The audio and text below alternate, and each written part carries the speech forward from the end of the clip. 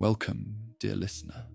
Tonight, we journey into one of the quietest tragedies in wizarding history, the life of Ariana Dumbledore.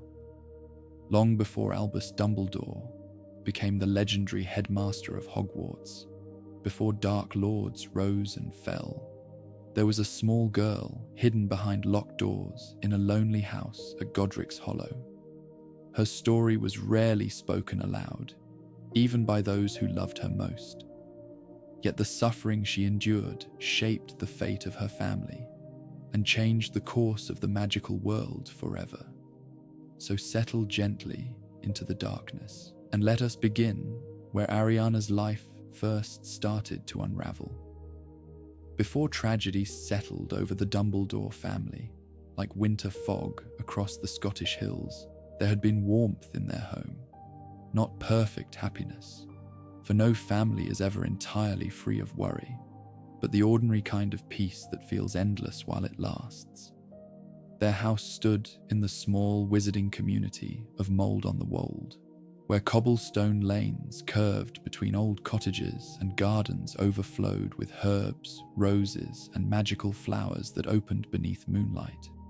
It was the sort of place where children learned broom safety before they learned arithmetic, where neighbors exchanged potion ingredients over garden walls, and where magic felt less like power and more like part of the natural world itself. The Dumbledore household rested near the edge of the village, modest compared to the ancient estates of old wizarding families, but comfortable and full of life. The windows were often open during warm evenings, allowing the scent of lavender and fresh bread to drift outside into the fading light. At night, golden firelight flickered through the curtains, while the sounds of conversation and laughter carried softly into the garden. Percival Dumbledore was known as a thoughtful and respectable wizard, employed by the Ministry of Magic in a position that demanded both patience and discipline. He possessed a calmness that made people trust him easily. Friends described him as intelligent without arrogance and kind without weakness. He loved small comforts more than grand displays. Sherbet lemons, polished shoes, books stacked neatly beside his favorite chair. He carried himself like a man who believed deeply in order and responsibility. Kendra Dumbledore was quieter than her husband, but there was strength beneath her reserved nature. She had grown up among the old magical traditions of Scotland, and some said she carried traces of ancient magic in her bloodline, though she never spoke of such things openly. Her magic was subtle, precise, and deeply practical. The household charms she cast seemed effortless. Rooms remained warm during bitter winters. Dishes cleaned themselves before the children could even offer help, and broken objects quietly repaired themselves overnight. Together, Percival and Kendra created a home shaped by discipline, learning, and affection. Their eldest son, Albus, showed signs of remarkable magical ability almost from infancy. Family stories told of toys drifting toward him before he could walk, books opening themselves when he cried, and candles flickering brighter whenever he laughed. Even as a small boy, there was something unusual about him. Not only intelligence, but awareness. He observed the world with startling intensity, as though every movement and every word carried hidden meaning. Abberforth, born 2 years later, was entirely different. Where Albus was thoughtful and quiet, Abberforth was loud, stubborn, and deeply emotional. He preferred muddy boots to books and animals to conversation. Even as a child, he seemed far more comfortable in barns and gardens than sitting still indoors. Yet despite their differences, the brothers were close in the way only children can be, before adulthood begins separating them into different kinds of people. Then, in the summer of 1885, Ariana Dumbledore was born. From the moment she arrived, the atmosphere inside the house seemed to soften around her.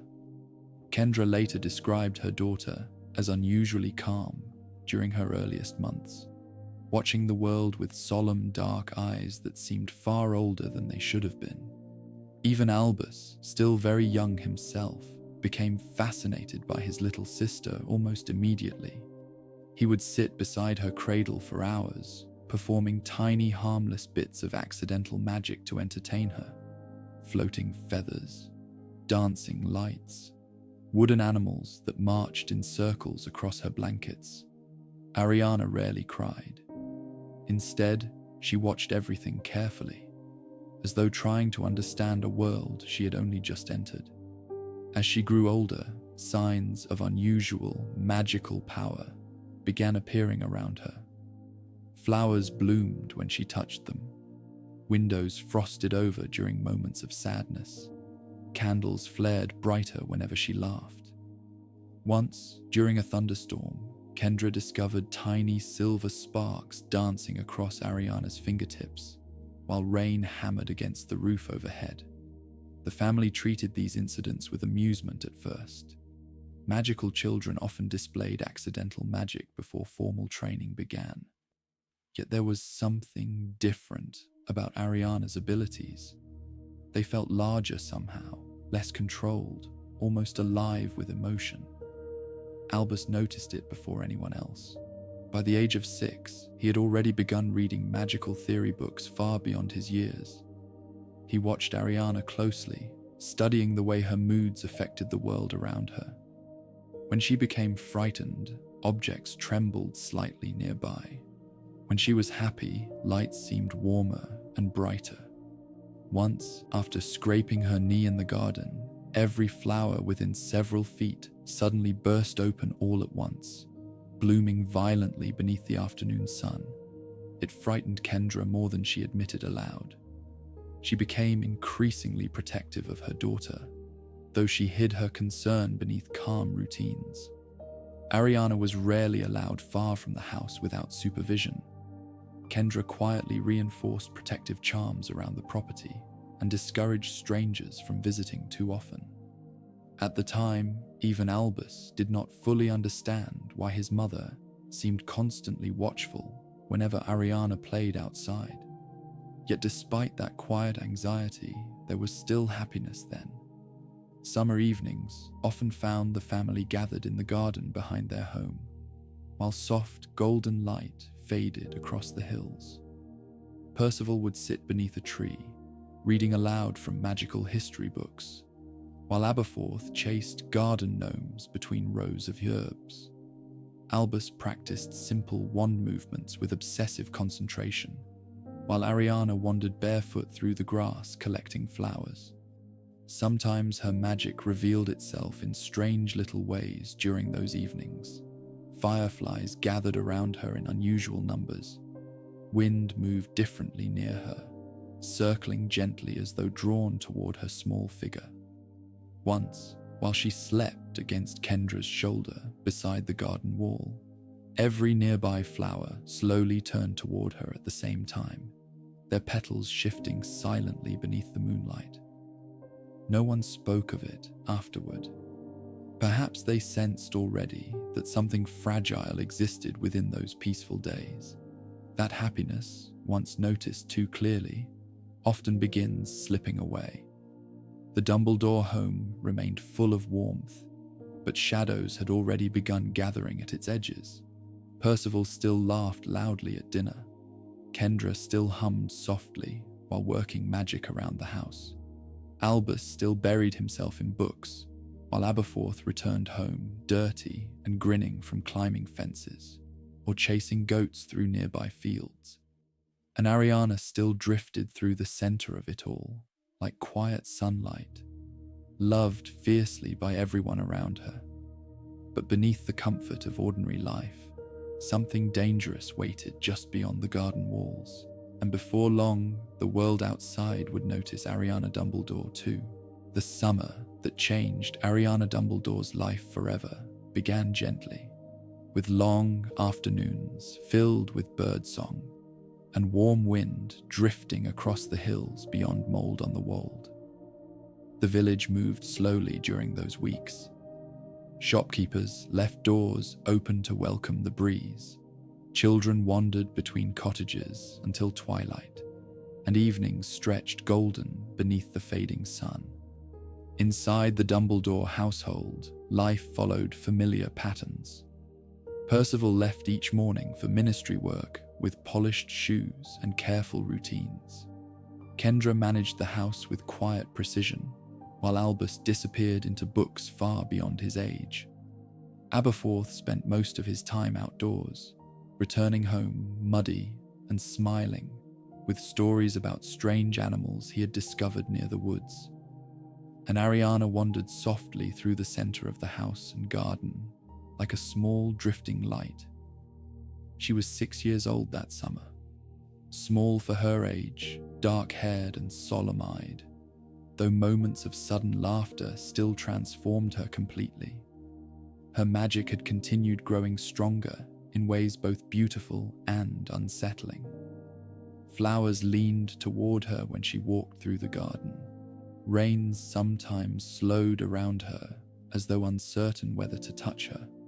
Once, while frightened by a barking dog in the village lane, every nearby lantern burst at once, showering sparks across the street. Kendra worried constantly now, though she tried not to show it. The world beyond wizarding homes was dangerous for magical children, especially gifted ones. Most wizarding families understood this instinctively. The statute of secrecy protected both magical people and muggles from fear, confusion, and conflict. Children were taught early never to display magic outside protected spaces. But Ariana was still too young to control herself completely. And children, magical or otherwise, are rarely capable of understanding how quickly a peaceful afternoon can become the dividing line between one life and another. The day itself was warm and cloudless. Sunlight poured across the garden behind the Dumbledore house, while insects drifted lazily through tall grass near the stone wall. Albus had spent the afternoon reading near the edge of the stream behind the property, while Abberforth disappeared toward nearby fields, chasing rumors of wild goats. Kendra worked inside the house preparing supper. Ariana played alone in the garden. She often preferred solitude even before the tragedy, not because she disliked others, but because she seemed deeply content in her own quiet world. She sat among flowers for long stretches of time, speaking softly to insects or watching patterns of light move through leaves overhead. That afternoon, she had been making flowers dance. Tiny blossoms drifted gently through the warm air around her, circling slowly while petals shimmered beneath sunlight. It was harmless magic, childlike, beautiful in the innocent way accidental magic often is. And through a gap in the hedges surrounding the property, someone saw her. 3 muggle boys from a nearby village had wandered farther than usual during their summer explorations. They were older than Ariana, rough with the careless cruelty children sometimes possess before they understand the damage they can inflict. At first, they simply watched from beyond the hedge, startled by what they thought must be some kind of trick. Then curiosity overcame caution. They pushed through the opening and entered the garden. Ariana noticed them immediately. The flowers around her dropped softly into the grass as surprise rippled across her face. For a moment, no one spoke. Then one of the boys demanded she do it again. Children confronted with something strange often respond not with wonder, but with aggression. The unfamiliar frightens them, and fear, especially among groups, quickly transforms into mockery or anger. Ariana backed away, uncertainly. The boys pressed closer. "Show us again," they insisted. She tried to explain, though later no one could ever know exactly what she said. Perhaps she denied it entirely. Perhaps she simply became frightened and unable to respond.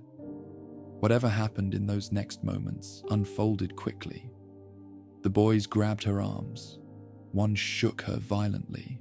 Another shouted accusations about tricks and lies. Ariana screamed, and magic exploded outward from her in blind terror. The force knocked the boys backward into the grass. Flowers blackened instantly around her feet, while nearby windows shattered inside the Dumbledore house. Birds burst from trees overhead in frightened clouds. But the true damage was not what happened around Ariana. It was what happened inside her. Later, Albus would spend years studying magical theory, searching for explanations buried inside obscure texts and forgotten research. He would eventually come to understand that Ariana's magic had not simply erupted outward in fear. Something deeper and more terrible had occurred. The trauma turned her magic against itself.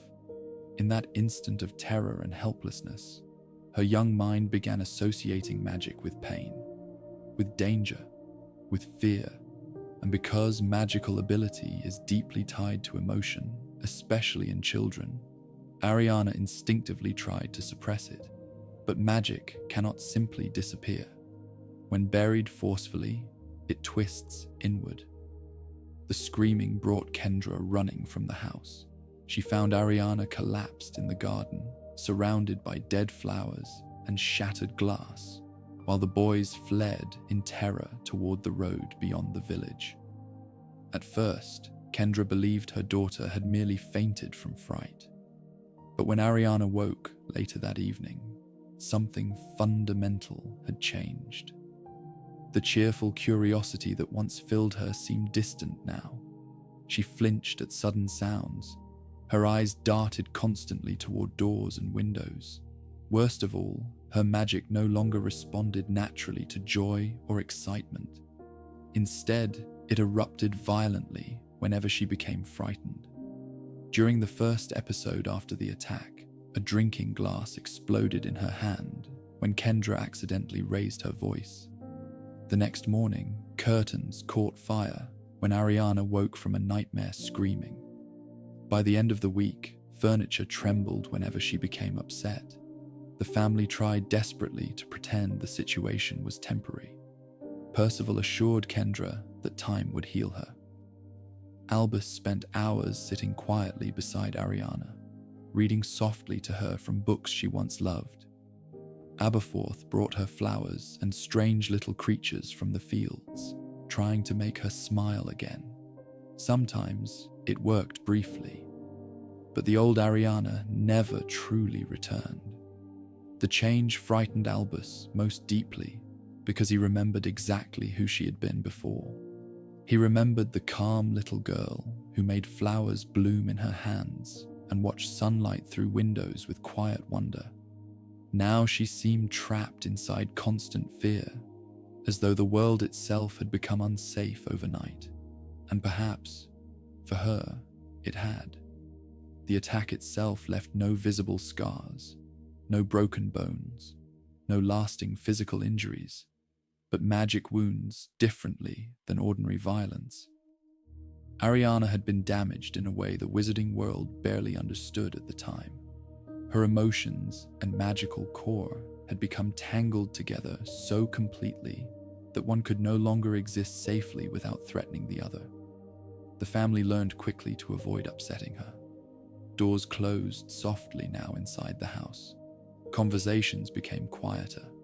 Sudden movement stopped entirely. Kendra watched Ariana constantly with growing desperation, terrified of what might happen if her daughter lost control in public again. Percival became consumed with fury. At night, Albus sometimes overheard his parents arguing in low, urgent voices after they believed the children asleep. Kendra wanted secrecy and caution. Percival wanted justice, or perhaps revenge. No one knew exactly what Ariana remembered from the attack itself. When asked about the boys, she became pale and silent. Once, when Albus gently tried to reassure her that she was safe now, every candle in the room extinguished simultaneously, while the walls trembled hard enough to shake dust from the ceiling. Afterward, Ariana curled into herself, sobbing, unable to explain what had happened. The house no longer felt peaceful after that summer day. Fear entered quietly at first, settling into corners like gathering shadow. Kendra reinforced protective charms around the property. Percival stopped laughing so easily. Albus watched his sister constantly, trying to understand a problem far beyond the abilities of a child. And Ariana herself slowly began disappearing behind frightened eyes and trembling silence. The warm, golden days of childhood still existed outside the Dumbledore home. Villagers still laughed in the streets, summer markets still filled with music and conversation. The world itself had not changed. But inside the garden, where flowers once danced harmlessly around a little girl beneath the afternoon sun, something fragile had shattered forever. And before long, Percival Dumbledore would make a choice that destroyed whatever remained of his family's ordinary life. In the weeks following the attack on Ariana, silence settled heavily over the Dumbledore household. Not peaceful silence, but the strained kind that forms when people are frightened to speak openly about what they cannot change. The rooms of the house still looked the same. The same curtains moved gently beside open windows. The same clocks ticked softly against the walls. Yet everything inside those rooms had altered. Ariana no longer played in the garden. Most days she remained close to Kendra, moving quietly through the house with nervous eyes and trembling hands. Loud noises frightened her immediately now. Sudden laughter from outside made her flinch. Once, when a neighbor knocked unexpectedly at the front door, every glass bottle in the kitchen burst apart before Kendra could calm her. The episodes came without warning. Sometimes magic surged from Ariana in violent flashes when she became upset. Other times, strange things happened around her, even while she sat perfectly still. Furniture shifted slightly across floors. Candles flickered blue without reason. The temperature inside rooms changed according to her moods. Albus watched it all carefully, trying to understand. At 11 years old, he already possessed the instincts of a scholar. He searched for patterns, causes, explanations. But there was something terrifying about watching magic behave less like a tool and more like an illness growing inside his sister. Abberforth understood it differently. He did not try to analyze Ariana's condition. He simply stayed close to her. He sat beside her during frightening episodes and spoke softly until the room stopped shaking. He brought her small animals from nearby fields, because creatures still seemed to calm her when people could not. But Percival Dumbledore changed more drastically than anyone. The gentle steadiness that once defined him slowly disappeared beneath growing rage. He still went to work each morning. He still kissed Kendra goodbye and nodded politely to neighbors in the village. Yet something beneath the surface had hardened. At night, Albus sometimes saw his father sitting alone beside the kitchen fire, long after everyone else had gone to sleep. His face remained expressionless, but his hands gripped the arms of his chair so tightly, his knuckles turned white. Kendra worried constantly about him now. She understood something dangerous had awakened inside her husband. Grief and helplessness rarely remain still for long. Sooner or later, they begin searching for somewhere to go. And Percival knew exactly where his anger wished to go. The boys who attacked Ariana had returned to their own village believing the strange, terrifying event in the garden was over. Perhaps they convinced themselves they had only frightened a peculiar little girl. Perhaps they tried not to think about it at all. But Percival thought about it every hour. He saw Ariana's frightened eyes whenever she recoiled from sudden movement. He heard her screaming in his memory each night. Most unbearable of all was the knowledge that the damage could not be undone. Magic could heal broken bones. It could repair damaged objects. But there were wounds even wizarding power could not fully reach. One evening, after another violent magical outburst left scorch marks climbing the walls of Ariana's bedroom, something inside Percival finally broke. He left the house without explanation. Kendra realized where he had gone almost immediately. Albus would later remember the expression on his mother's face more clearly than anything else from that night. Not surprise, not confusion, recognition, as though she had feared this moment from the beginning. The details of what happened afterward were never fully revealed in official ministry records. Some truths remained buried beneath legal language and whispered rumor, yet enough survived through scattered accounts to paint a terrible picture. Percival found the boys, whether through investigation, rumor, or sheer determination, no one knew. But he tracked them to a road outside the nearby village sometime after dark. The attack was swift and brutal. Magic used in rage often carries a different quality than ordinary spell work. It becomes less controlled, more personal. Witnesses later described flashes of light erupting near the roadside and screams echoing across nearby fields. The boys survived, but the injuries were severe enough that Muggle authorities became involved almost immediately, forcing the Ministry of Magic to intervene before the Statute of Secrecy itself was endangered. Auras arrived quickly. Percival did not resist arrest. That fact haunted Albus later in life more than almost anything else. His father had not attempted escape. He had not denied what he had done. By the time ministry officials found him, his anger had already burned itself empty. Perhaps vengeance had not brought the relief he imagined it would. The trial moved rapidly. Cases involving attacks on Muggles were treated with extraordinary seriousness by the ministry, especially during a period when secrecy remained fragile.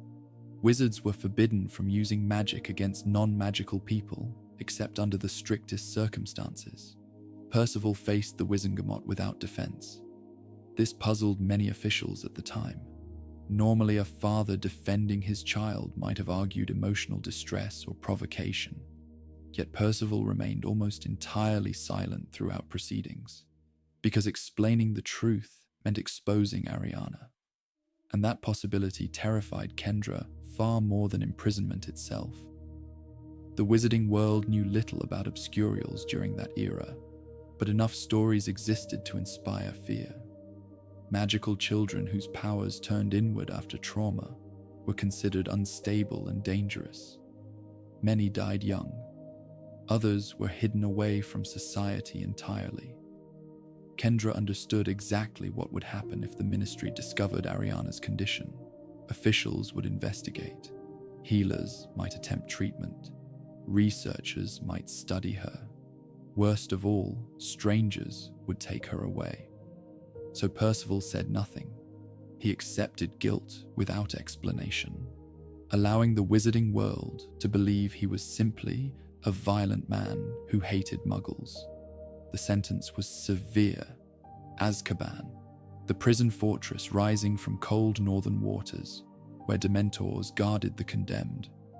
For most wizarding families, the word itself inspired horror. Azkaban was not merely imprisonment, it was despair made physical.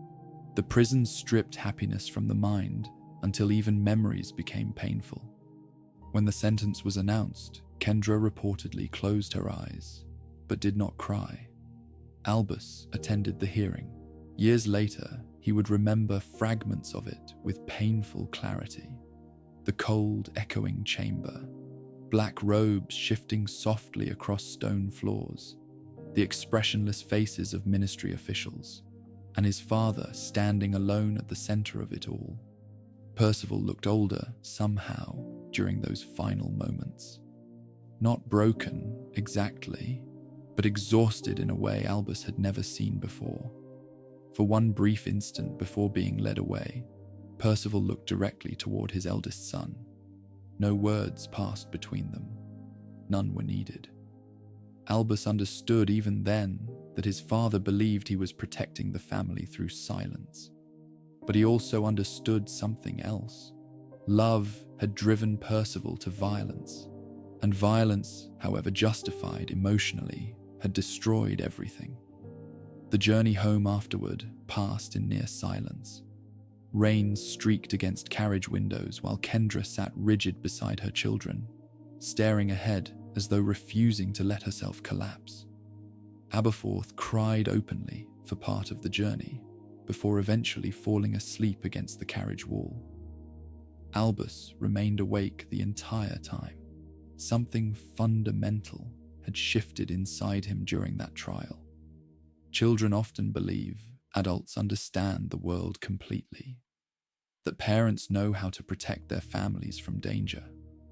But watching Percival condemned taught Albus a terrible lesson, far earlier than most children learn it. Good people could still destroy themselves through grief. Love could become dangerous, and the world did not care about intentions nearly as much as consequences. News spread quickly through mold on the wold. Small communities survive on stories, and scandal travels faster than truth ever can. Within days, whispers followed the Dumbledore family through village streets. Some people pitied them quietly. Others avoided them entirely. The details changed with each retelling. Percival became a dark wizard in some versions, a blood supremacist in others, a violent fanatic incapable of controlling his temper. Because he had never explained himself, people invented explanations of their own. Former friends crossed streets rather than greet Kendra openly. Conversations stopped when Albus entered shops. Parents quietly pulled their children away from Ariana whenever she appeared outside. The isolation began gradually, then all at once.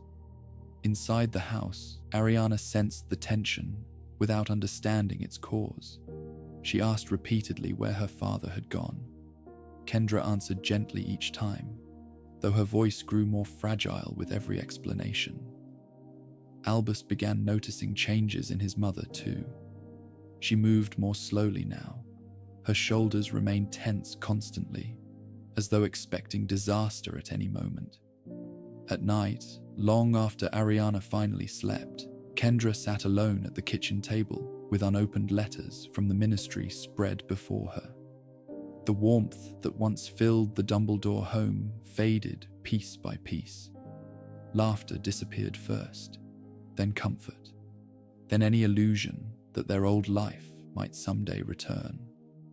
And somewhere far north, beyond cold, dark waters, Percival Dumbledore vanished into Azkaban prison, carrying the weight of what he had done and the secret he had protected. He would never leave it alive.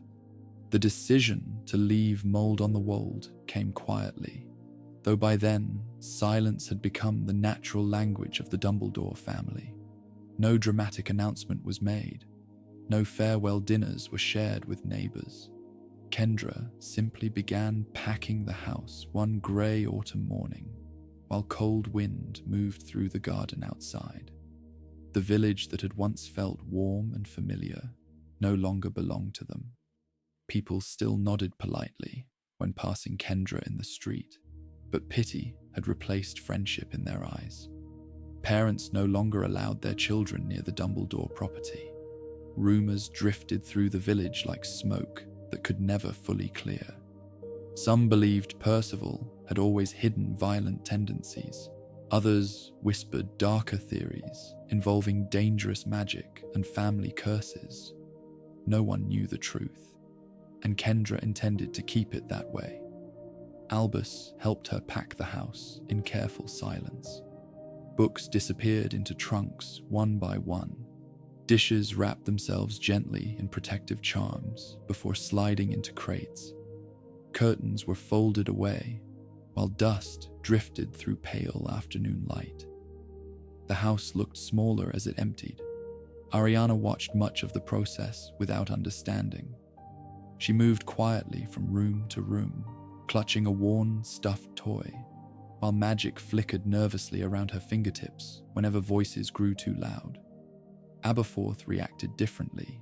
He was angry, Children often accept change until grief finally transforms into resentment, and by now, Abberforth had begun realizing that nothing about their lives would ever become normal again.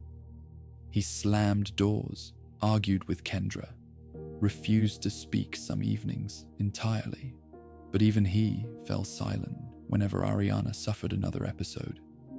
Those moments changed everything inside the house immediately. Fear erased arguments faster than any punishment ever could. The morning they left, mold on the wold arrived cold and mist-covered. Dawn had barely touched the hills when Kendra gathered her children outside beside the carriage waiting near the road. The village still slept beneath pale grey skies, while chimney smoke drifted lazily above rooftops. Albus turned once before climbing into the carriage. The house stood motionless behind them, its windows dark, garden overgrown after months of neglect.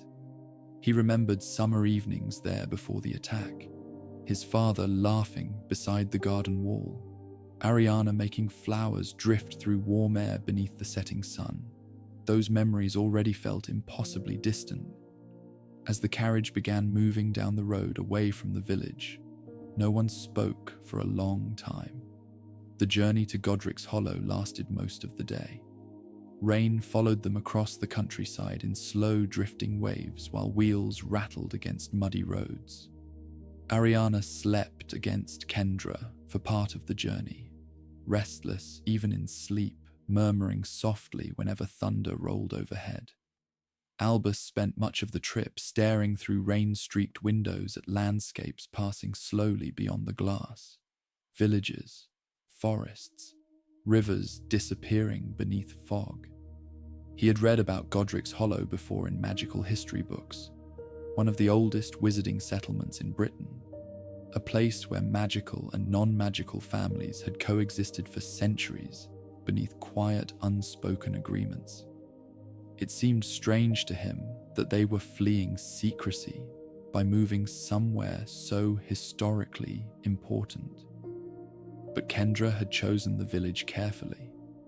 Godric's Hollow possessed something mold on the wold no longer could offer: distance. The village rested far enough from ministry attention and old acquaintances that the Dumbledores might disappear quietly into its rhythms without constant scrutiny.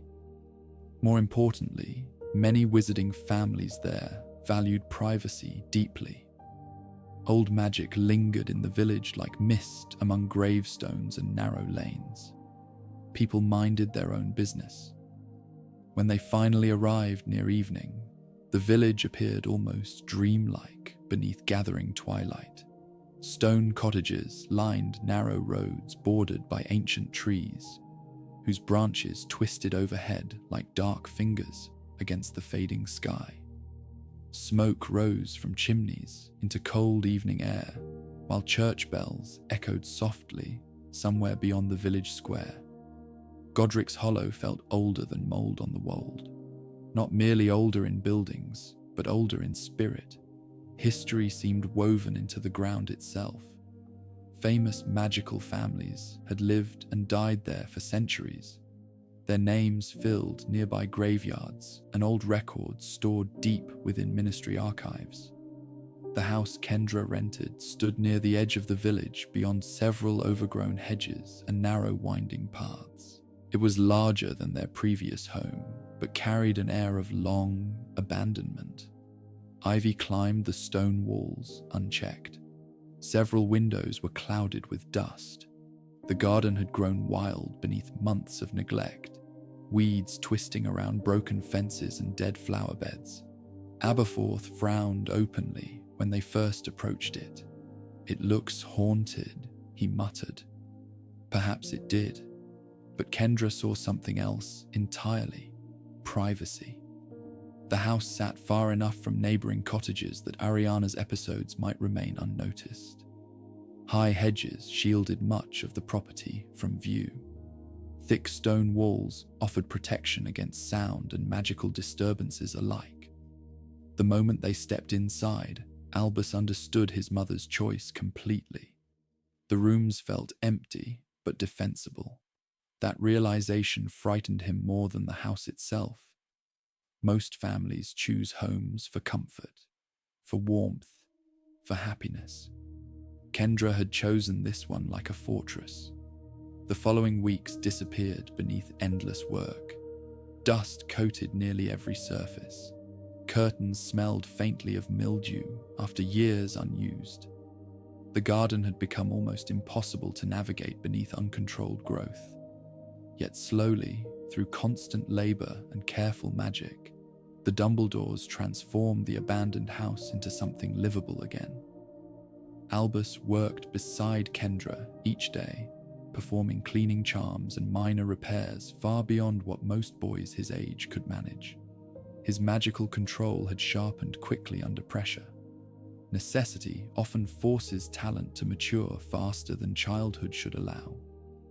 At night, exhausted from hours of work, he still lay awake, listening for sounds from Ariana's room. Her condition had worsened during the move. Fear and unfamiliar surroundings agitated her constantly now. Sudden noises inside the new house triggered bursts of accidental magic, powerful enough to crack walls or shake furniture violently across rooms. Kendra responded by increasing protective enchantments around the property almost obsessively. Albus watched her layer spell upon spell across doors, windows, ceilings, and garden boundaries. Anti-muggle charms, silencing wards, reinforced containment magic around Ariana's bedroom. The house slowly became less like a home and more like something sealed shut against the outside world. Visitors stopped entirely. Groceries arrived through discreet arrangements with local merchants who asked few questions. Kendra rarely ventured into the village except when absolutely necessary. Even then, she kept conversations short and distant. The children adapted differently to the isolation.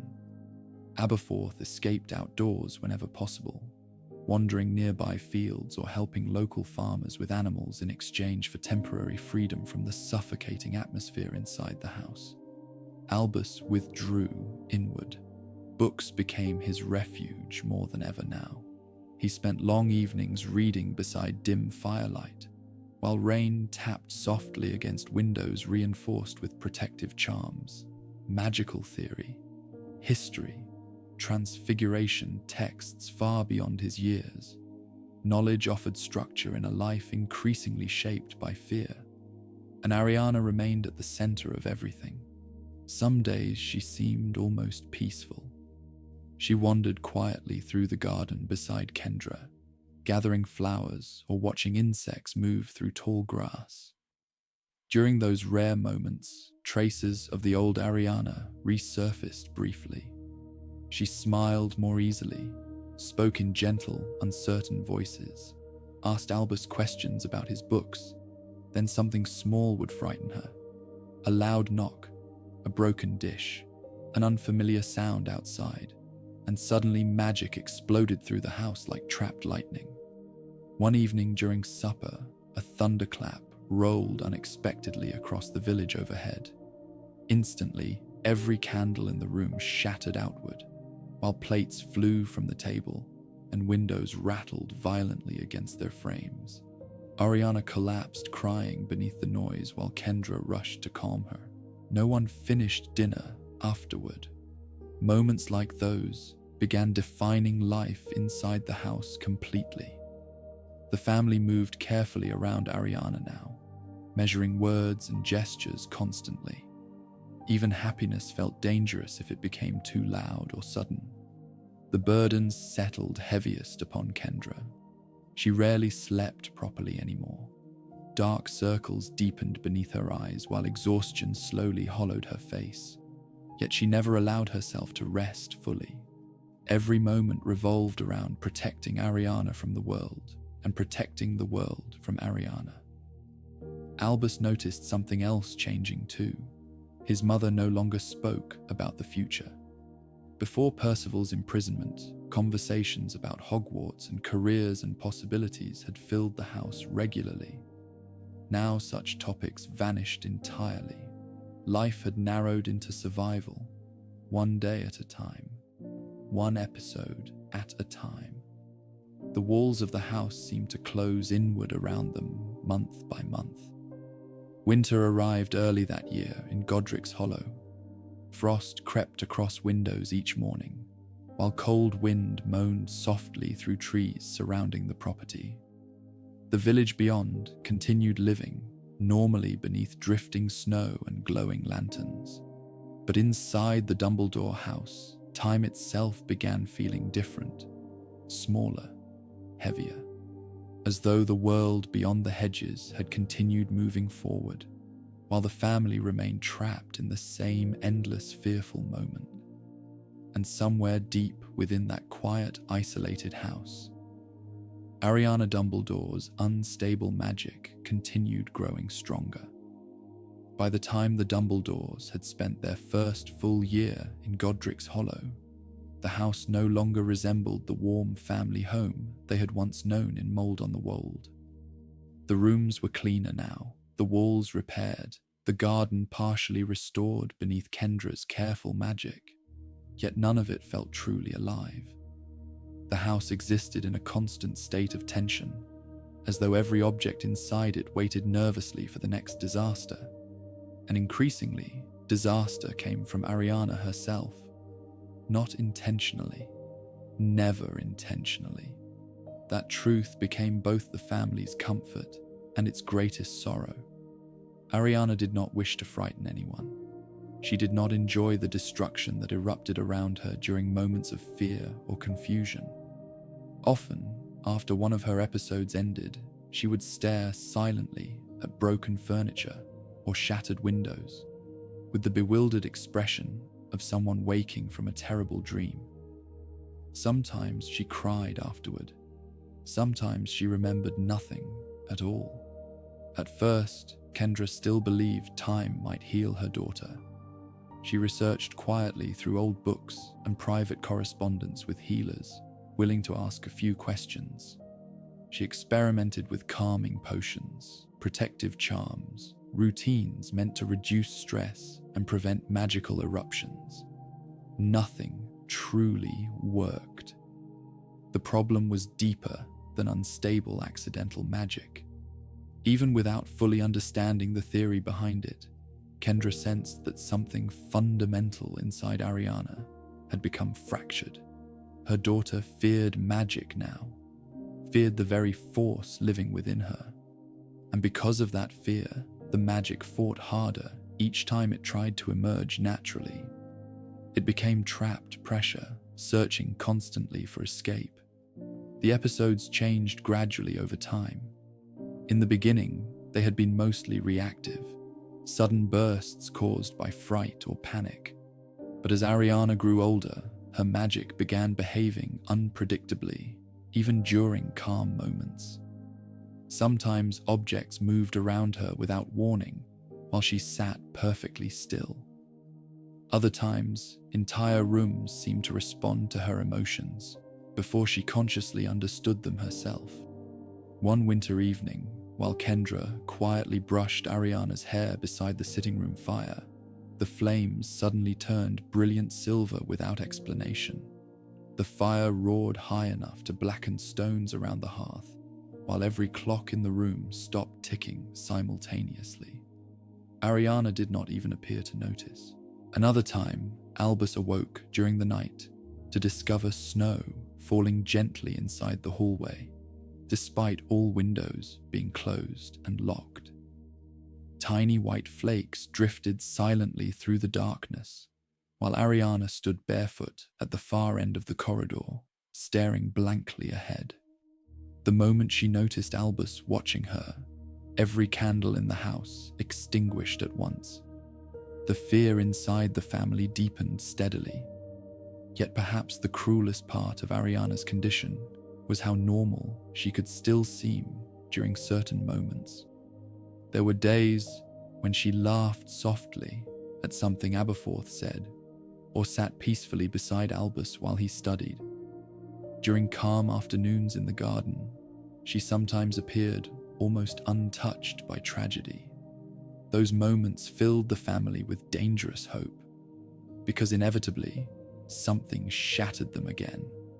A dropped plate, a stranger's voice outside the hedge, a nightmare during sleep, and suddenly magic burst through the house like a storm tearing itself free from the earth. The violence of the episodes frightened Albus increasingly as he grew older. He had begun reading advanced magical texts now, searching secretly for explanations hidden deep inside obscure theories. Most books discussing unstable magic focused on dangerous adult wizards or failed experimental spell work. Very little existed regarding traumatized magical children. But eventually, buried inside an aging volume discussing suppressed magical phenomena, Albus found a word: obscurus. The description unsettled him immediately. A parasitic magical force created when a young witch or wizard violently suppresses their own abilities through fear, trauma, or emotional abuse. In rare cases, the hidden magic develops separate destructive tendencies, erupting outward uncontrollably while damaging the host from within. The child carrying such force was called an obscurial. Most died before reaching adulthood. Albus reread the passage repeatedly beneath dim candlelight, while cold dread settled over him. The descriptions matched Ariana too closely.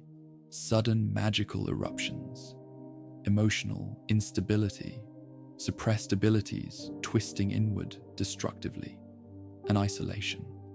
The book described families hiding afflicted children from the world out of fear and shame. Entire households slowly consumed by secrecy and exhaustion, while the child at the center suffered more deeply each year. When Albus looked up from the pages, the house around him suddenly felt terrifyingly quiet. He never showed the book to Kendra, partly because he feared frightening her further, but partly because naming Ariana's condition somehow made it more real, more permanent. Instead, he studied alone. Knowledge became obsession now. If Ariana truly was becoming an obscurial, then somewhere within magical history there had to be answers. Treatments, containment methods, hope. But the deeper Albus researched, the darker the conclusions became.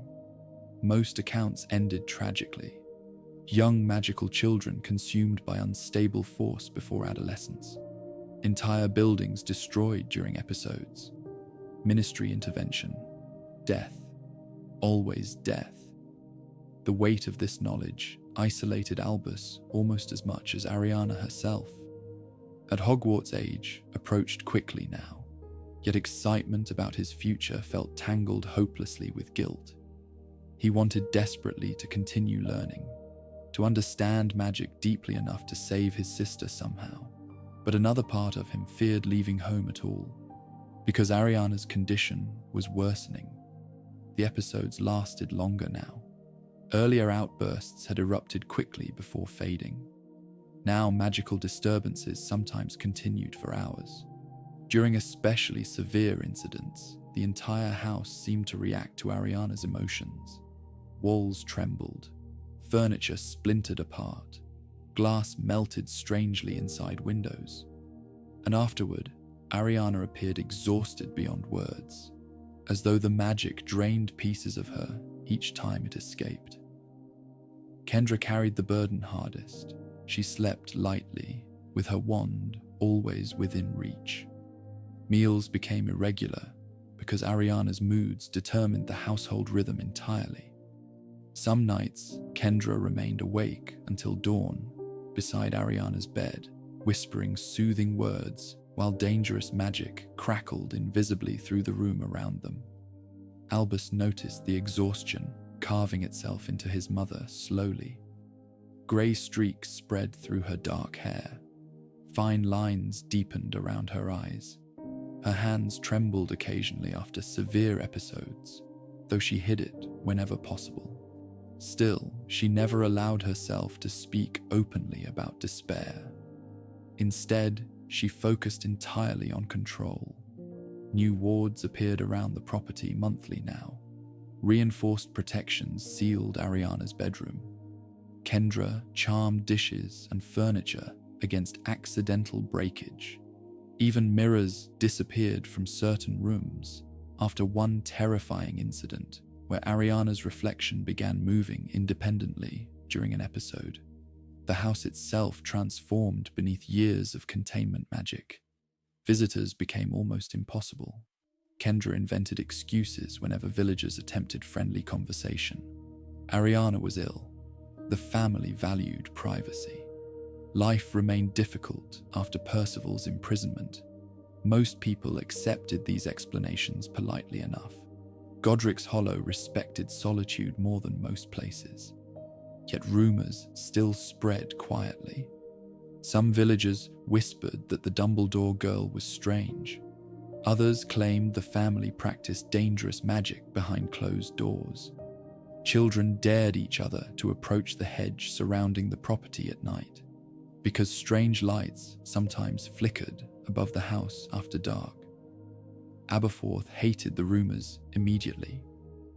Unlike Albus, who withdrew into study and reflection, Abberforth responded emotionally to everything. He fought boys who mocked Ariana, refused invitations from local children, grew increasingly angry whenever anyone discussed the family outside the house. But even his anger softened around Ariana herself. She trusted him more than anyone except perhaps Kendra. There was something steady about Abberforth's presence that calmed her in ways intellectual explanations never could. He did not study her condition or analyze magical theory. He simply treated her gently, sat beside her during episodes, told stories about animals he encountered near the village. And sometimes, when even Kendra failed to calm Ariana, Abberforth succeeded simply by holding her hand and speaking softly until the house stopped shaking around them. Albus noticed this too. It created emotions inside him he struggled to understand fully. Relief, certainly. Gratitude. But also distance. Because despite all his intelligence and magical talent, Ariana responded more naturally to Abberforth's warmth than to his careful attempts at understanding. That realization wounded him quietly.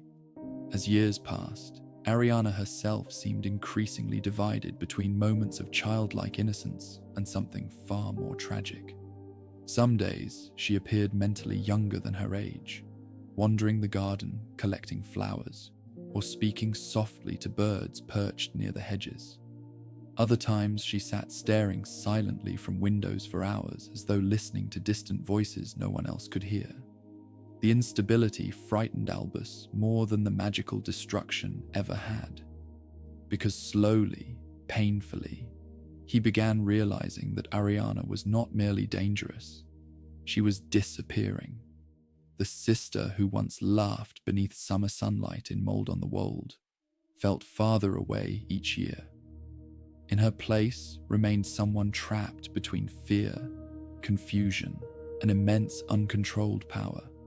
And the house around her continued shrinking inward beneath secrecy and dread. By the time Albus's Hogwarts letter finally arrived, no one inside the Dumbledore household truly celebrated anymore. Too much fear already lived there for simple joy to survive unchanged. The Hogwarts letter arrived on a cold grey morning near the end of summer, delivered by a tawny owl that tapped softly against the kitchen window while rain drifted across the garden outside. For a brief moment, something almost forgotten returned to the Dumbledore house. Excitement. Ariana looked up from the corner where she sat arranging flower petals across the floor, while Abberforth rushed toward the window to let the owl inside. Even Kendra paused in the middle of preparing tea, her exhausted face softening slightly as the bird extended its leg toward Albus. The envelope itself looked ordinary enough. Thick parchment, emerald ink, the familiar Hogwarts seal pressed carefully into deep red wax. Yet Albus stared at it for several seconds before opening it. Once, years earlier, he had imagined this moment very differently. He had dreamed of Hogwarts constantly during childhood, towering staircases moving beneath enchanted ceilings, ancient libraries stretching endlessly beneath candlelight, professors discussing magical theory beside roaring fires. He had imagined leaving home with excitement and certainty, eager to begin the brilliant future everyone expected of him. But childhood dreams had belonged to another life. Now, standing inside the quiet, fearful atmosphere of the Dumbledore kitchen, Albus understood that leaving for Hogwarts no longer meant freedom alone. It meant abandonment, too. Kendra encouraged him gently after reading the letter. Her voice remained calm and proud while discussing robes, textbooks, and wand supplies. Yet Albus noticed how carefully she avoided looking toward Ariana while speaking, because both of them understood the truth. Every responsibility Albus left behind would fall more heavily upon the rest of the family, especially Abberforth. That realization settled over the house quietly during the final weeks before September. Life continued as normal on the surface. Kendra organized school supplies through discreet ministry connections. Albus studied advanced magical texts late into the night, preparing for classes already far beneath his natural ability. Abberforth spent longer hours outside avoiding conversations entirely, and Ariana watched all of it with growing confusion. She understood enough to realize Albus was leaving. One evening, near sunset, while the family sat quietly in the garden beneath drifting autumn wind, she asked the question softly, "Will you come back?" Albus looked toward her across the fading light. There were flowers woven absent-mindedly through Ariana's dark hair that evening. For a moment, she looked almost like the little girl she once had been, before fear and unstable magic hollowed her life apart. "Of course," he answered immediately, but something painful moved behind her eyes anyway. Children sense separation instinctively, especially after trauma. Ariana clung to familiarity because the world beyond it frightened her completely. Every major change since the attack had brought more suffering afterward. Percival disappeared, then mold on the wold, then safety itself. Now Albus would leave too. The night before his departure, Ariana suffered one of her worst episodes in months. Thunder rolled across the village after midnight, while violent rain battered the windows of the house. Albus awoke to the sound of screaming and immediately understood. Magic tore through the hallway before he even reached Ariana's room. The air itself vibrated with unstable force. Picture frames exploded from walls while doors slammed open and shut violently against invisible pressure. Inside Ariana's bedroom, Kendra struggled desperately to contain the outburst, while silver light flashed erratically around the room. Ariana crouched against the far wall, sobbing uncontrollably. "I don't want him to go," she cried over and over again. The words struck Albus harder than the magic itself, because suddenly he understood something terrible. Part of Ariana's instability now came from fear of losing people she loved. Trauma had transformed attachment itself into danger. Any threat of abandonment triggered panic powerful enough to unleash destructive magic.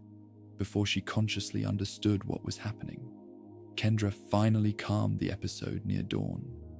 Afterward, the house felt exhausted.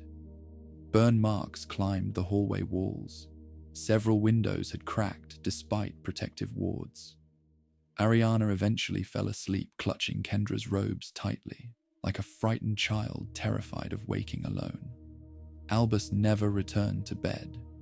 Instead, he sat awake beside the kitchen fire, watching pale morning light slowly creep across the room, while guilt settled heavily inside him. Part of him wanted desperately to stay, not because he feared Hogwarts. Quite the opposite. He knew instinctively he would excel there. Magic called to him with almost painful intensity now. Every book he opened revealed new possibilities. Every theory hinted at greater understanding, waiting somewhere just beyond reach. And perhaps that was exactly why leaving felt so selfish. Because somewhere deep inside himself, beneath all the guilt and fear, Albus still wanted more than the life waiting inside the house at Godric's Hollow.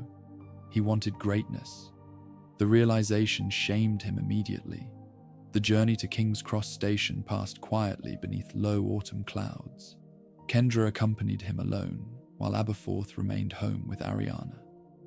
The carriage ride into London felt strangely distant, as though Albus already existed halfway between two separate lives. Outside the station, ordinary muggles hurried through crowds beneath drifting steam and newspaper headlines, while wizarding families slipped quietly toward the hidden entrance to platform 9 3/4. Albus noticed everything automatically. The nervous excitement of younger students, parents adjusting robes and hugging children tightly before departure, owls screeching impatiently inside cages, normal families. The sight filled him with unexpected bitterness. Kendra remained composed throughout the entire process, though exhaustion lingered beneath every movement now. She spoke mostly about practical matters, coursework, writing letters regularly, avoiding unnecessary attention at school. But beneath every instruction rested another unspoken message entirely: do not forget us. When they finally reached the platform itself, the Hogwarts Express waited beneath clouds of drifting steam like something out of childhood imagination. Scarlet paint gleamed beneath station lights, while students leaned excitedly from windows searching for friends. Albus should have felt wonder. Instead, he felt divided. Part of him longed to board the train immediately and lose himself completely inside the magical world he had dreamed about for years. Another part remained fixed helplessly upon the image of Ariana, asleep upstairs in the darkened house at Godric's Hollow. Kendra embraced him briefly before departure. "You must do well," she said quietly. "You have gifts too important to waste." Then after a pause, her voice softened. "But remember where you belong." The words remained with him long after the train departed London. The journey north toward Hogwarts unfolded beneath drifting rain and fading daylight. Students filled compartments with excited conversation, while sweet carts rattled along corridors carrying chocolate frogs and pumpkin pasties. Albus sat mostly alone during the first hours of the trip, not entirely by choice. Several older students recognized the Dumbledore name immediately. He noticed the subtle reactions: hesitation, whispering, curious glances quickly avoided afterward. Percival's disgrace had traveled farther than Kendra probably realized. Eventually, another student entered his compartment, asking politely if the seat remained free. Then another joined later. Conversation began cautiously around magical subjects and school expectations. Albus participated naturally enough, yet emotionally he remained elsewhere. Each mile north carried him farther from Ariana, and with distance came helplessness.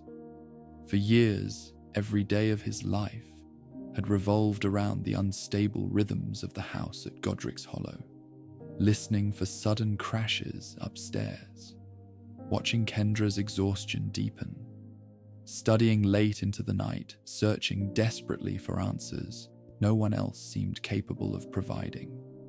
Now suddenly, he sat aboard a train filled with laughing children, discussing Quidditch and Wandwoods, while his sister remained trapped inside that fearful, isolated house. The contrast felt unbearable. Yet beneath the guilt, another emotion slowly emerged too: relief. The realization horrified him immediately, but it remained true nonetheless. For the first time in years, he existed somewhere Ariana's magic could not reach. No trembling walls, no shattered glass, no constant vigilance hanging over every conversation.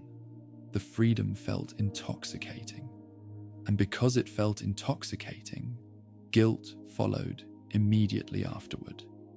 When the train finally reached Hogwarts near evening, the castle rose beyond the lake beneath gathering darkness, like something ancient and impossibly distant from ordinary life.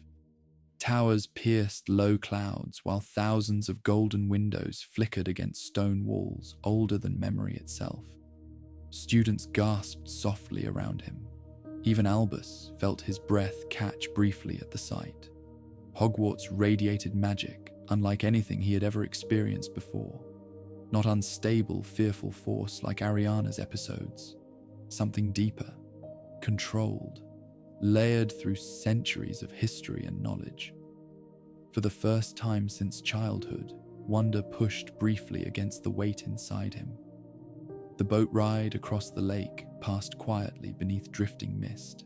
Reflections from the castle shimmered across black water, while first-year students huddled together nervously against cold wind. Albus barely noticed them. Part of him already understood that Hogwarts would change everything about his life. Not because it would erase Ariana or the burdens waiting at home. Those would follow him always. But because inside these ancient walls, Albus Dumbledore would finally discover the full extent of what his mind and magic could become. And somewhere far away in the darkened house at Godric's Hollow, Ariana remained behind with Abberforth and Kendra, while the distance between the siblings quietly began to grow.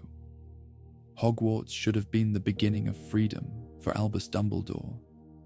For most young witches and wizards, the castle represented distance from childhood and the first real glimpse of independence. Students arrived carrying excitement, ambition, and dreams about the future waiting beyond school walls. But Albus arrived carrying guilt. The weight of it followed him through the corridors of Hogwarts from the very first evening.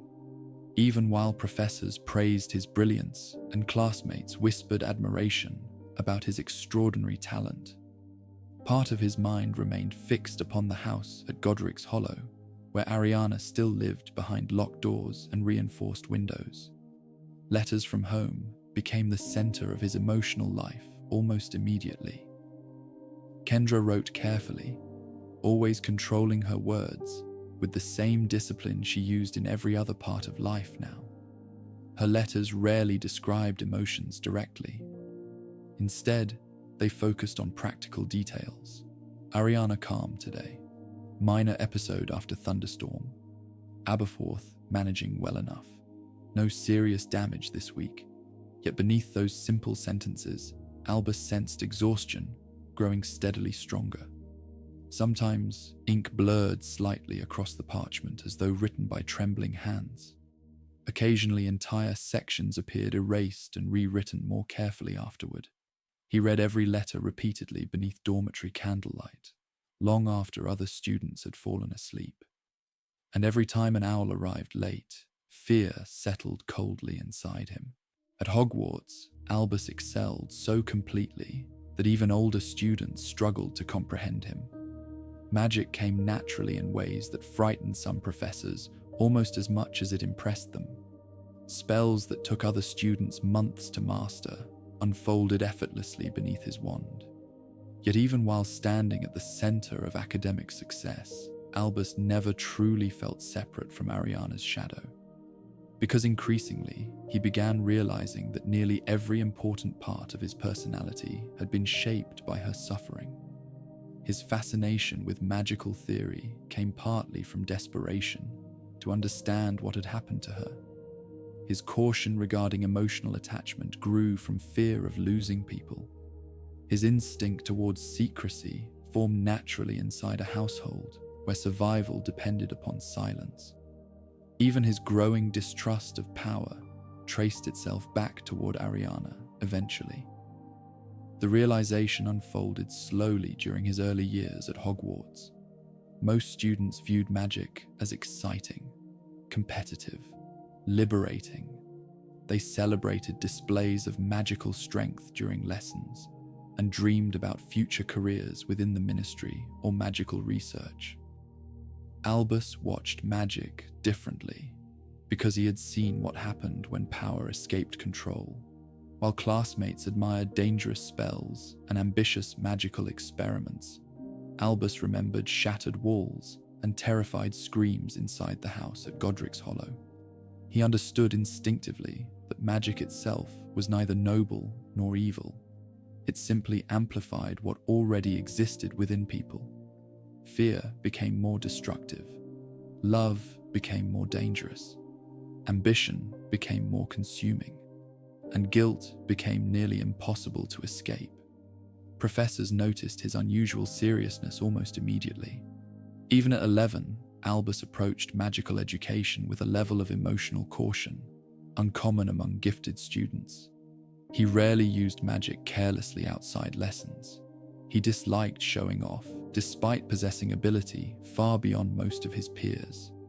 Some interpreted this as modesty. In truth, it was fear. Part of Albus worried constantly about what might happen if immense magical power combined with unstable emotion inside himself, the same way it had inside Ariana. Watching his sister's condition had taught him that magic connected deeply to emotional states. A frightened or angry wizard became more dangerous automatically, and Albus understood his own emotions too well already. Beneath the calm intelligence people admired in him, powerful feelings existed constantly. Ambition, pride, frustration, longing. He simply learned early how to hide them. That ability to conceal emotion became one of the defining characteristics of his entire life. Other students trusted him easily because he appeared composed and thoughtful. Professors praised his maturity, yet almost no one truly understood how much effort went into maintaining that control.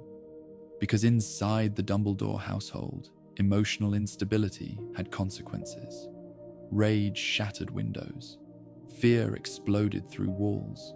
Grief destroyed families. Albus learned from childhood that uncontrolled feelings endangered people, so he buried his own beneath intellect instead. The habit followed him everywhere. When loneliness overwhelmed him during his first winter at Hogwarts, he studied harder. When guilt about leaving Ariana behind became unbearable, he buried himself inside magical research. When classmates attempted friendship beyond surface conversation, he remained polite but distant. It was easier that way, safer. Only rarely did cracks appear in the carefully controlled image he presented to the world. One evening, during his second year, a younger student accidentally triggered a magical mishap during charms practice that caused several candles to explode violently across the classroom. The incident itself was minor. No one suffered injury. Yet Albus reacted instantly with visible panic. Students stared as he leapt to his feet, wand drawn before the flames even reached the floor. His face had gone pale beneath the classroom light, while his breathing quickened sharply. Professor Flitwick extinguished the remaining fire moments later with calm efficiency, but Albus remained shaken long afterward, because for one terrible instant, he had not seen harmless classroom chaos. He had seen Ariana. He had smelled smoke inside the hallway at Godric's Hollow, and heard his mother screaming for everyone to get back while unstable magic tore through the house. The memories never fully loosened their hold over him. During holidays at home, the contrast between Hogwarts and Godric's Hollow became even more painful. At school, Albus existed among possibility and discovery. His mind expanded constantly beneath endless magical knowledge. At home, life narrowed into fear again immediately. He would arrive through the front door to find reinforced wards humming faintly against the walls, while exhaustion lingered over the entire household like cold air before a storm. And Ariana always seemed slightly worse than before. Sometimes the changes were subtle, longer silences, more distant expressions, greater sensitivity to sudden movement. Other times, the deterioration frightened him openly. One Christmas evening, during his 3rd year, Ariana suffered an episode severe enough to crack the ceiling above the sitting room entirely apart. Magical force burst outward through the house in violent waves while furniture splintered across the floor around her. Afterward, Ariana sat trembling quietly among the wreckage, asking over and over whether she had hurt anyone. Albus helped repair the damage beside Kendra late into the night after Ariana finally slept. "You mustn't blame her," Kendra whispered, while carefully mending shattered glass with exhausted movements of her wand. "I don't," Albus answered immediately. And it was true. He never blamed Ariana. That perhaps became the deepest tragedy, shaping his personality forever. Albus understood completely that his sister remained innocent beneath all the destruction surrounding her. She had not chosen trauma, had not chosen fear, had not chosen the unstable force consuming her life. Yet innocence did not prevent suffering. That contradiction haunted him deeply. Because if terrible things could happen to innocent people without reason, then intelligence and goodness alone could never guarantee safety. Perhaps this realization explains why Albus later became so fascinated by control. Not domination in the crude sense others later associated with dark wizards. Something quieter, more complicated. He wanted to understand enough about magic and human nature to prevent chaos itself, to stop pain before it began, to guide dangerous forces carefully, rather than allowing them to erupt blindly, the way Ariana's magic had erupted. The desire began from love and fear intertwined together. Yet like many noble motivations, it carried dangerous possibilities hidden beneath the surface. Ariana also shaped Albus's understanding of isolation. At Hogwarts, he observed other students forming friendships effortlessly, arguing and reconciling naturally, sharing secrets without fear. Such openness always felt foreign to him. The Dumbledore family survived through concealment. Conversations at home happened in lowered voices. Visitors were avoided. Truth itself became dangerous, depending upon who heard it. Over time, secrecy stopped feeling temporary to Albus. It became instinct. Even as a student, he learned to reveal only selected pieces of himself publicly. Enough honesty to appear genuine, enough distance to remain protected. This habit followed him into adulthood so completely that even those closest to him rarely understood the full truth of his emotional life. Yet despite all the fear and guilt surrounding Ariana's condition, she also gave Albus something profoundly important: compassion. Watching her suffer year after year taught him to recognize pain hidden beneath behavior others dismissed or feared. He understood instinctively that frightened people often became destructive without intending harm. That isolation worsened suffering. That shame could consume lives more thoroughly than illness itself. Many years later, students at Hogwarts would trust Albus Dumbledore because he seemed capable of seeing wounded parts of people others overlooked. Part of that wisdom began with Ariana. He recognized loneliness because he lived beside it constantly. He recognized fear because it shaped his entire childhood. And he recognized dangerous brilliance corrupted by pain because he feared it inside himself every day.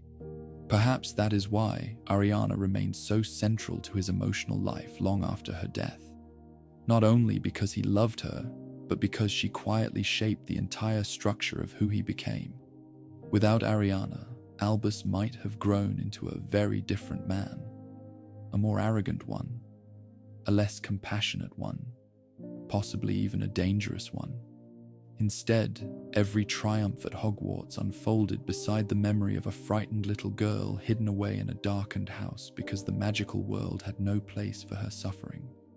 And while professors praised Albus Dumbledore as the most brilliant student Hogwarts had seen in generations, he carried a private truth none of them fully understood. The greatest influence on his life was not found inside libraries or classrooms. It waited at home, behind locked doors, trembling whenever thunder rolled across the sky. Of all the people remaining inside the Dumbledore household, it was Abberforth who understood Ariana most naturally. Not because he possessed Albus's intelligence or Kendra's careful discipline, but because he approached her without analysis or fear. He did not search for explanations hidden inside magical theory. He did not view her as a problem requiring solutions. To Abberforth, Ariana was simply his sister. That difference mattered more than anyone realized at the time. As the years passed and Ariana's condition worsened, the bond between her and Abberforth deepened quietly inside the isolated house at Godric's Hollow. While Albus disappeared increasingly into books and academic brilliance at Hogwarts, Abberforth remained physically present beside Ariana through the endless ordinary hours shaping her life. He saw the daily reality others missed, the moments after severe magical episodes when Ariana sat exhausted and frightened beneath blankets while the house still smelled faintly of smoke and broken stone. The quiet afternoons when she wandered the garden, touching flowers carefully, as though afraid they might shatter beneath her fingers. The nights she woke, screaming from dreams she could never fully describe. Abberforth witnessed all of it, and because he witnessed it constantly, his understanding of Ariana became deeply practical rather than theoretical.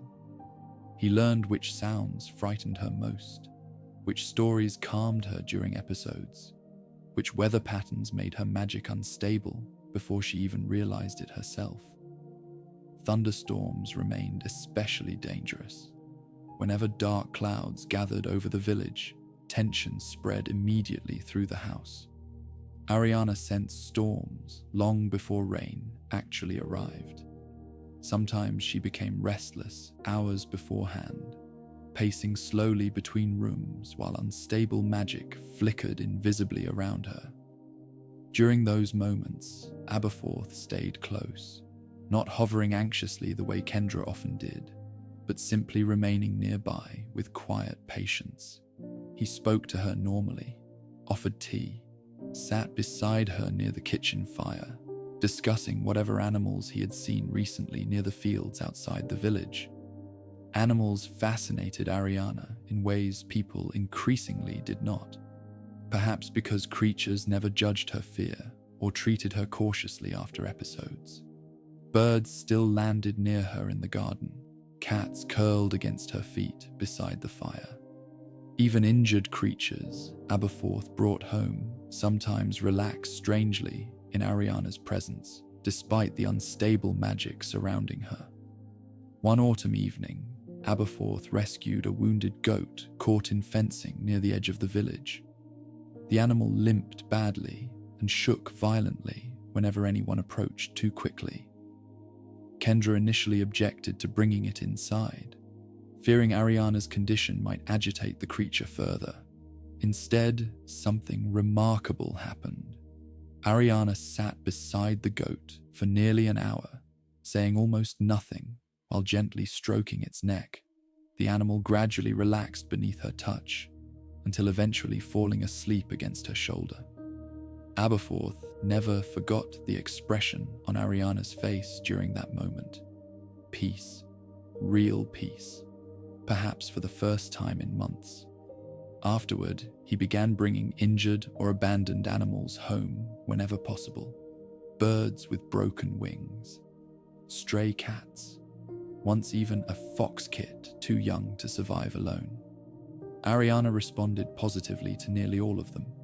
Kendra worried constantly about the unpredictability of mixing unstable magic with frightened animals, yet even she could not deny how much calmer Ariana became during those periods. Albus noticed the change too whenever he returned home during holidays. The contrast unsettled him sometimes. At Hogwarts, Albus spent endless hours studying magical theory, searching desperately for ways to understand or perhaps someday heal Ariana's condition. Yet Abberforth, without intellectual ambition or advanced magical knowledge, seemed capable of reaching parts of Ariana untouched by any spell or theory.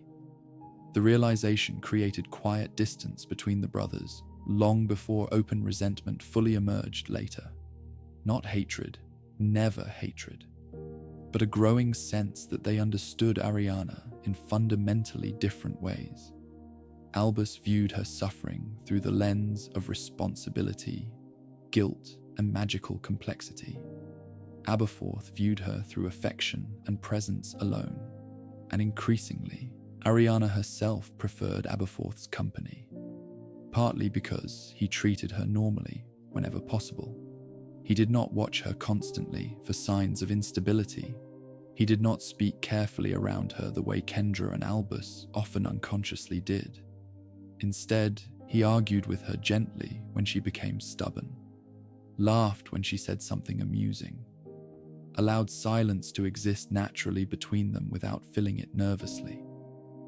Ariana trusted that steadiness. One winter night, during Albus's 4th year at Hogwarts, Ariana suffered a severe episode after accidentally overhearing 2 villagers speaking outside the hedge surrounding the property. One mentioned Percival's imprisonment, while the other speculated cruelly about the strange Dumbledore girl hidden inside the house. The words triggered immediate panic. Magic exploded through the upstairs hallway, hard enough to crack plaster across the ceiling, while windows shattered throughout the 2nd floor. Kendra attempted calming charms without success, as Ariana spiraled deeper into terror. Then Abberforth arrived. No spells, no raised voice. He simply pushed through the chaos and sat beside Ariana on the floor, while magic tore through the room around them. "Look at me," he said quietly. Ariana's breathing remained ragged and frightened. "Remember the goat from last month?" Abberforth continued calmly, while another crack split the wall nearby. "The stubborn one that kept eating Mother's herbs." For several terrible seconds, nothing changed. Then slowly, almost impossibly, the violence around the room began easing. Ariana focused entirely on Abberforth's voice while he continued describing the ridiculous animal in absurd detail, until eventually the unstable magic faded completely into silence. Afterward, Kendra sat down heavily against the hallway wall, looking more exhausted than relieved. But Abberforth simply stayed beside Ariana until she finally slept. Moments like those shaped the emotional structure of the family more than anyone openly discussed. Because while Albus represented brilliance and possibility, Abberforth increasingly became the person holding the household together emotionally, and the cost to him grew heavier every year. Unlike Albus, Abberforth did not escape to Hogwarts early enough to experience ordinary adolescence fully. By the time he finally attended school himself, much of his childhood had already vanished beneath responsibility. He woke during the night to help contain magical episodes. He repaired damaged parts of the house beside Kendra. He monitored Ariana constantly whenever Albus remained away at school. Even his education became secondary to family survival. Teachers later described Abberforth as intelligent enough when interested, but deeply uninterested in academic achievement itself. He skipped lessons regularly, avoided ambitious social circles, preferred practical magical work involving creatures and land rather than theory or politics. Some interpreted this as lack of ability. Albus knew better. Abberforth possessed intelligence of a different kind: emotional awareness, instinct, endurance. The problem was that such qualities rarely earned admiration within the wizarding world. Over time, bitterness began growing quietly inside Abberforth too. Not toward Ariana herself, never toward her, but toward the endless sacrifices demanded by her condition. He watched Albus receive praise from professors and admiration from classmates, while he himself remained trapped increasingly within the exhausting routines of life at Godric's Hollow. Even during school holidays, Albus disappeared into research and advanced magical study, while Abberforth handled immediate practical realities beside Kendra: cooking, cleaning, watching Ariana during dangerous nights, repairing damaged furniture after episodes. The imbalance slowly hardened into resentment neither brother fully acknowledged at first. One evening, during Albus's 5th year, the tension surfaced openly for perhaps the first time. Ariana had suffered another difficult day after accidental magic destroyed part of the sitting room wall. Kendra spent hours exhausted from containment spells, while Abberforth repaired damage downstairs long after midnight. Albus remained upstairs researching obscure magical texts by candlelight. Finally, Abberforth climbed the stairs and found him surrounded by books discussing unstable magical force. "You know," Abberforth said quietly, "sometimes I think you care more about understanding her than actually being with her." The words struck harder than Albus expected. "That isn't true," he answered immediately. But even as he spoke, uncertainty moved beneath the defense, because part of him feared Abberforth might be right. Research gave Albus something tangible to pursue against hopelessness. Magical theory offered structure where emotions offered only pain. Understanding Ariana intellectually felt safer than simply sitting beside her helplessly through endless suffering. Abberforth understood none of the theory filling Albus's books, and yet Ariana reached for him instinctively whenever fear overwhelmed her. The realization created guilt Albus carried for years afterward. Still, despite growing tension between the brothers, moments of genuine peace occasionally survived within the household. Winter evenings beside the kitchen fire, Ariana laughing softly while Abberforth described absurd village gossip, Albus reading aloud from magical adventure stories, while Kendra mended robes quietly nearby. Those moments remained fragile but real. Perhaps that fragility made them even more precious, because everyone inside the house understood, consciously or not, that peace never lasted long anymore. Fear always returned eventually. Another episode, another shattered room, another reminder that Ariana's condition continued worsening despite every sacrifice surrounding her. And through all of it, Abberforth remained beside her with a kind of stubborn loyalty the rest of the wizarding world rarely understood properly later in life. People often remembered Abberforth Dumbledore as rough, bitter, and isolated. Few recognized how much of that bitterness had been carved into him through years spent loving someone he could never truly save. Because unlike Albus, who eventually escaped into greatness and history, Abberforth spent his youth standing directly inside the tragedy itself, holding frightened animals for Ariana to comfort, calming her during storms, watching Kendra slowly collapse beneath exhaustion, and loving his sister fiercely enough to remain beside her, even when fear and destruction consumed nearly everything else around them. In many ways, Abberforth became Ariana's final connection to ordinary human warmth, not through brilliance, not through magical power, but simply because he stayed. As the years passed, the house at Godric's Hollow slowly separated itself from the rest of the village, like an island drifting farther from shore. Isolation did not arrive suddenly. It formed gradually through habit, fear, exhaustion, and secrecy, until eventually the Dumbledore family scarcely belonged to ordinary life anymore. At first, Kendra still attempted small connections with the outside world. She exchanged brief conversations with merchants in the village square, sent polite replies to distant relatives, occasionally attended local gatherings for only a short time before hurrying home again. But every interaction carried risk. The fear never truly left her now. Fear that Ariana might lose control while she remained away. Fear that someone might witness an episode. Fear that ministry officials would begin asking questions impossible to answer safely. Over time, fear reshaped her entire life. Visitors stopped receiving invitations entirely. Curtains remained closed more often than open.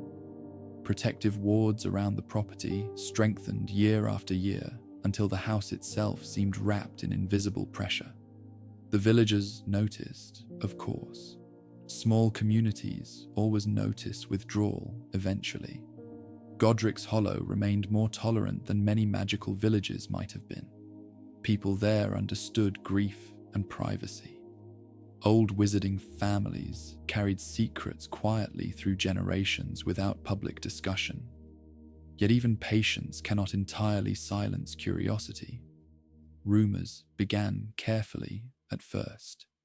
The Dumbledore girl was ill. The family had never recovered after Percival's imprisonment. Something strange happened inside the house at night. Children whispered about flickering lights appearing above the roof during storms. Some villagers claimed they heard screams drifting across the fields after midnight. Others noticed windows shattering occasionally, only to appear perfectly repaired again by morning. Most adults avoided discussing the matter openly, but avoidance itself became another form of isolation. The Dumbledores slowly transformed into the kind of family people referenced carefully in lowered voices, rather than directly. Albus felt the change every time he returned home from Hogwarts during holidays. At school, he moved through crowded corridors, filled with conversation and warmth. Students gathered beside fireplaces, laughing over lessons and Quidditch scores, while professors discussed magical theory deep into the evening. Then, the Hogwarts Express carried him back south toward Godric's Hollow, where silence waited behind locked doors. Each return home felt heavier than the last. The moment he stepped through the front gate, he sensed tension settling over him immediately. Even the air around the property felt different somehow. Charged, watchful. Protective enchantments hummed faintly beneath the hedges now, layered so densely that Albus sometimes wondered whether the house itself still remembered what peace felt like beneath all the magic surrounding it. Inside, rooms had grown darker over the years. Not physically darker at first, though curtains remained closed more often. Candles still burned warmly during evenings, and fires crackled beside stone hearths throughout winter. The darkness came emotionally. Conversations shortened.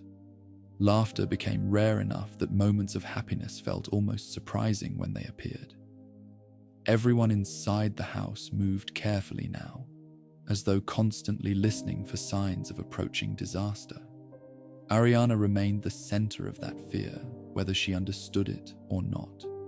By adolescence, her condition had altered nearly every aspect of family life. Her magical episodes no longer erupted only during moments of terror. Sometimes they emerged from confusion, sadness, loneliness, or emotions too complex for her damaged mind to process safely. One spring afternoon, Kendra received a letter informing her that Percival had fallen seriously ill in Azkaban. She read it silently beside the kitchen window while rain drifted softly outside. Ariana noticed her crying. Within seconds, the entire room shook violently. Plates shattered against walls while every cupboard door burst open at once. The force of unstable magic knocked chairs across the floor, hard enough to splinter wood. Ariana herself collapsed screaming afterward because she believed she had somehow caused Kendra's grief. Moments like that slowly taught the family to hide emotions from one another. Sadness became dangerous. Anger became dangerous. Even joy sometimes became dangerous if it startled Ariana too suddenly. And so the house settled into a strange emotional stillness where everyone monitored themselves constantly. Kendra carried the burden most heavily. Years of isolation and fear transformed her into someone almost unrecognizable from the warm, capable woman who once filled the Dumbledore home with quiet strength and order. Exhaustion hollowed her features, while anxiety sharpened every movement. She trusted almost no one now. Not healers, not ministry officials, not even other magical families in Godric's Hollow, because any outsider represented possible exposure. Albus occasionally argued gently that they should seek help beyond the house. Surely somewhere in the magical world existed healers capable of understanding Ariana's condition better than they could alone. Kendra always refused immediately. "She would be taken from us," she said, once in a voice so cold and frightened that Albus never raised the subject again. And perhaps she was right. The wizarding world of that era understood unstable magical children poorly. Compassion existed, certainly, but so did fear. Obscurials were whispered about more often than openly studied. Stories surrounding them rarely ended well. Kendra chose isolation because isolation still allowed Ariana to remain loved, even if love itself had become painful. The house gradually adapted around Ariana's condition in countless small ways. Sharp objects disappeared from easily accessible places after one episode sent kitchen knives flying violently across a room. Mirrors were removed from several hallways because reflections sometimes distressed Ariana unpredictably. Windows reinforced with magical protection became difficult to open fully.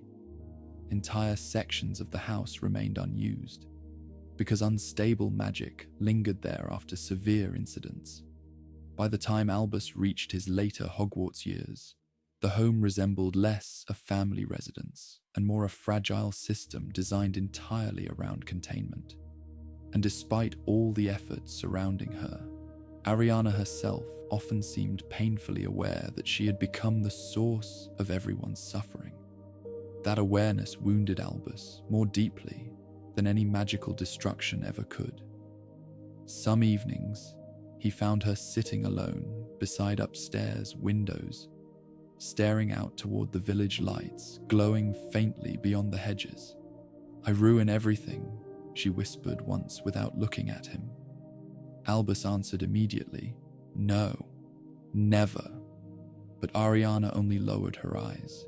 Children who grow up surrounded by fear learn quickly when others are afraid of them, even if no one speaks the truth aloud. The isolation affected Albus profoundly too. At Hogwarts, he became admired almost effortlessly. Professors praised his brilliance openly, while other students gravitated naturally toward him, despite his occasional distance. Opportunities unfolded constantly before him. Academic awards, advanced magical research, conversations with brilliant minds across Europe.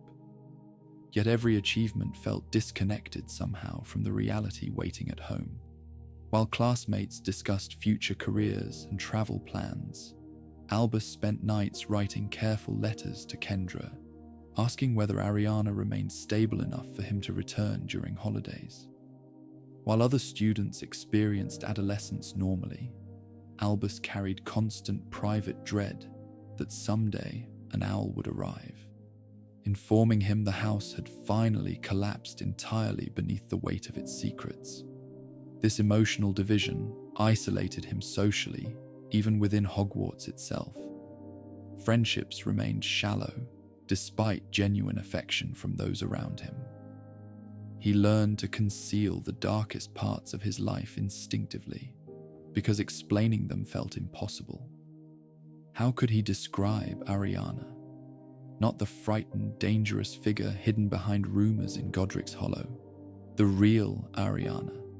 The little girl who once made flowers dance through summer air before trauma shattered her life apart. The sister who apologized through tears after accidentally destroying rooms around herself. The lonely, fragile person trapped inside endless fear. Albus discovered quickly that most people preferred simple stories. Madness, danger, family shame. The truth was far more painful and far less easy to explain. Meanwhile, Abberforth's resentment toward the isolation deepened steadily with age. Unlike Albus, who escaped temporarily through education and intellectual ambition, Abberforth remained physically trapped inside the house far more often. Even when attending Hogwarts himself, his connection to home never loosened fully, because Kendra depended upon him constantly during holidays and weekends. He began openly hating the secrecy surrounding the family. "I'm tired of pretending," he snapped once after another villager avoided eye contact while passing him near the market square. But what alternative existed? The question haunted all of them, because despite the exhaustion and fear consuming the household, none of them could truly imagine abandoning Ariana either. And so, the isolation continued, season after season, year after year.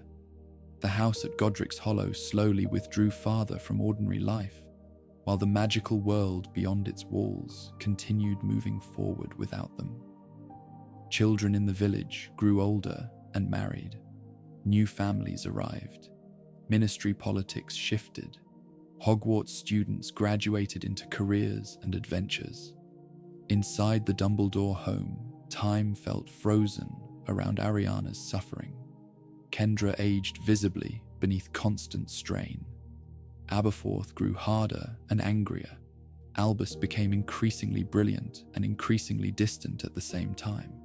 And Ariana herself drifted slowly between moments of childlike innocence and frightening instability, trapped inside a life no one seemed capable of changing.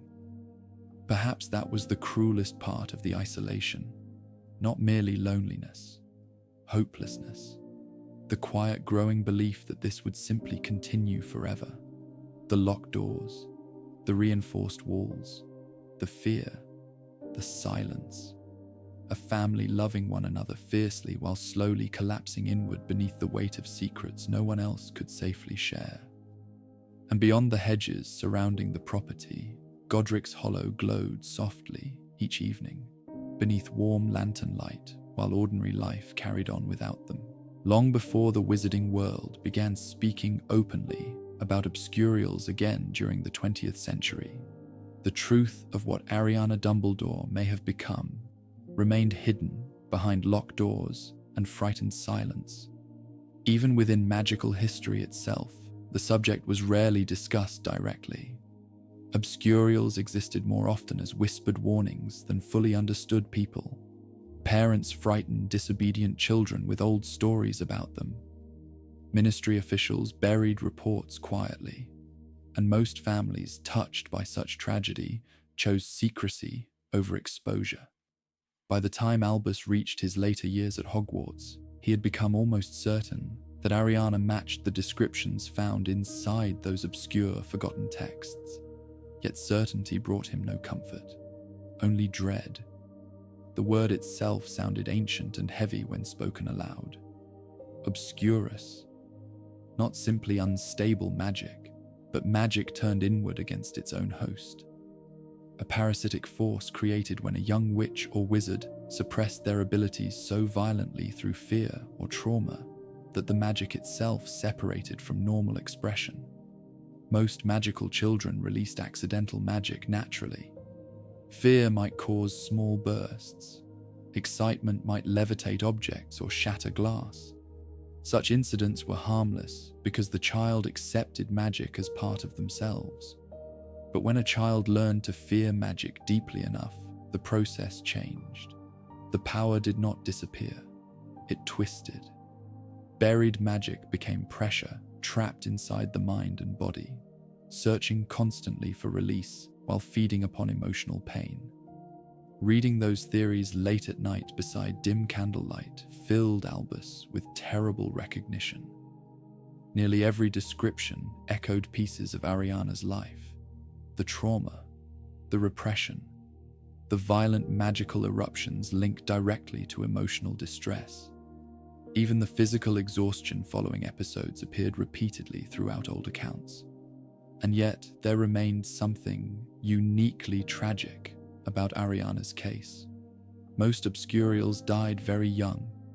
Some records describe children collapsing entirely before reaching 10 years old, their bodies unable to survive the strain of containing unstable magical force.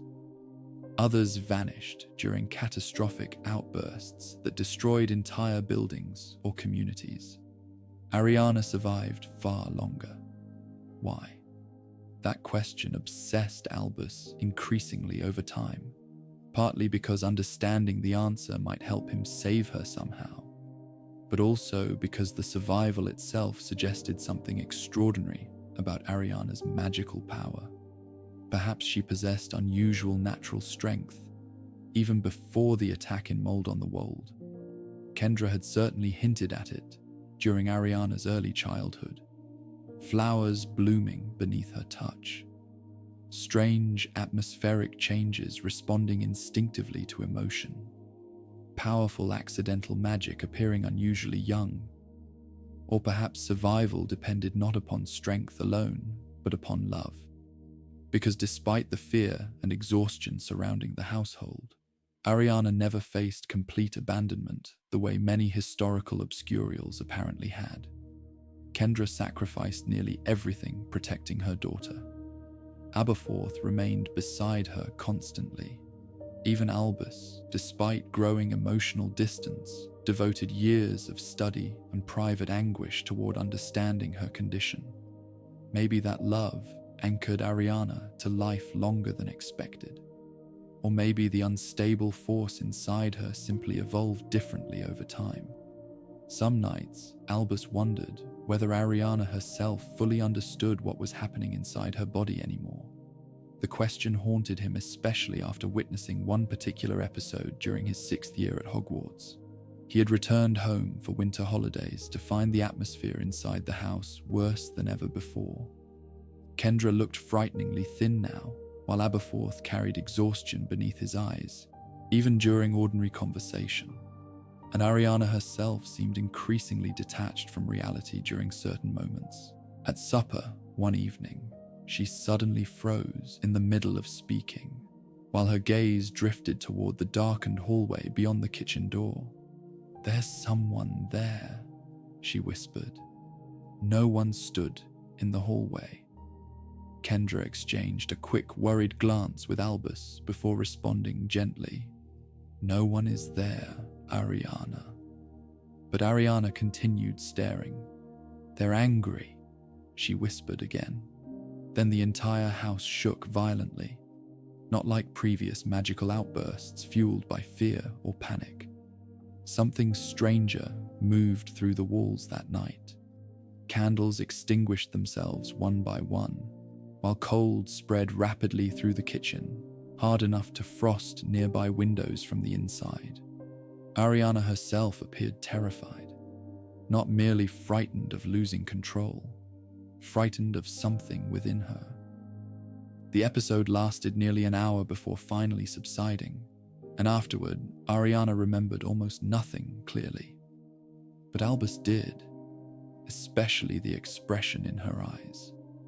For the first time, he wondered whether the unstable force inside Ariana had begun developing impulses separate from her own emotions entirely. The thought horrified him, because according to the darkest accounts he had studied, fully developed obscurials sometimes behaved almost like independent destructive entities. Not conscious in the ordinary sense, but driven by instinctive rage and pain beyond the host's ability to control. Magic transformed into something alive through suffering. The possibility changed how Albus viewed Ariana's condition afterward. Before, he imagined her trapped beneath unstable magical illness. Now, he feared she might be trapped beside something growing stronger inside her year by year. Yet despite all the frightening similarities between Ariana and known obscurial accounts, differences remained too. Historical descriptions often portrayed obscurials as openly violent toward others during episodes. Ariana rarely directed her magic intentionally against people. Even at her worst moments, destruction spread outward blindly rather than purposefully. She remained gentle beneath the fear. That gentleness perhaps made her tragedy even more painful. One spring afternoon, Albus found her sitting quietly beside the garden wall, watching insects move through tall grass while sunlight filtered softly across the overgrown yard. For nearly half an hour they spoke calmly about small, meaningless things. Hogwarts classes, the weather, birds nesting near the roof. Then, without warning, Ariana suddenly asked a question in a voice barely above whisper. "Am I bad?" The words struck him motionless. "No," Albus answered immediately. "But everyone's afraid all the time." Albus looked away toward the hedges, because he could not bear the honesty inside her voice. Ariana understood more than the family wanted to believe. Not necessarily the magical theory or hidden terminology surrounding her condition, but emotionally she recognized the truth clearly enough. Fear shaped every room inside the house, every careful conversation, every exhausted glance between Kendra and Abberforth after severe episodes, and much of that fear centered around her. Albus spent years afterward trying to separate Ariana herself from the destructive force consuming her life. It became emotionally necessary, otherwise the guilt surrounding his own fear would have destroyed him completely. Because despite all his love for her, Albus feared Ariana too sometimes. Not consciously at first, but fear emerged instinctively whenever walls trembled beneath sudden magical pressure or violent energy crackled through rooms around her. The body reacts before morality can intervene. Recognizing that fear inside himself filled him with shame. Perhaps that shame later shaped many of his beliefs about power and dangerous magic generally. Albus learned early that people could fear someone innocent simply because they were dangerous unintentionally. And history repeatedly proved what frightened societies eventually do to people they cannot safely understand. Kendra understood this better than anyone. Her refusal to involve the ministry came partly from maternal protectiveness, but also from realism. The magical world might pity Ariana briefly. Healers might attempt treatment. But eventually, fear would outweigh compassion. Isolation at least allowed Ariana to remain a daughter and sister, rather than becoming an object of study or containment. Yet the isolation itself worsened the condition too. That contradiction trapped the entire family. Ariana needed emotional safety and calm to reduce magical instability, but living hidden away beneath constant secrecy and tension made true emotional peace nearly impossible. The house became a closed system, feeding its own fear endlessly. Ariana sensed anxiety around her, which triggered instability. Instability frightened the family further, increasing tension inside the house and worsening future episodes. Year after year, the cycle deepened. Albus occasionally imagined what Ariana's life might have been without the attack in Mold on the Wold. The thought became almost unbearable sometimes. She might have attended Hogwarts normally, made friends, learned to control her extraordinary abilities safely. Perhaps her natural magical power would have become something beautiful rather than destructive. Because beneath the trauma and instability, traces of remarkable ability still appeared occasionally. One summer evening, during Albus's final years at Hogwarts, Ariana sat quietly in the garden while fireflies drifted through gathering darkness around the hedges. Without speaking or raising her wand, she lifted one hand gently toward the insects. The fireflies gathered instantly. Hundreds of tiny lights swirled around her in slow glowing patterns above the grass, while warm summer wind moved softly through the garden. For several peaceful moments, the magic looked completely natural again. Beautiful, controlled. The sight nearly brought Kendra to tears. Then suddenly, a distant shout echoed from somewhere beyond the village road outside the property. Fear crossed Ariana's face instantly. The fireflies burst outward violently while nearby windows cracked beneath surging magical pressure. The moment vanished. That, perhaps, was the true horror of Ariana's condition. Not simply destruction, interruption. Every glimpse of ordinary happiness collapsed beneath fear before it could fully exist. And somewhere deep inside Albus Dumbledore, another realization slowly took shape during those years. If trauma and repression could twist magic into something monstrous, then immense magical power combined with emotional damage might create horrors far beyond anything the wizarding world understood properly. The idea frightened him enough that later in life, he distrusted not only dark magic, but wounded ambition itself, because Ariana taught him something terrible very early.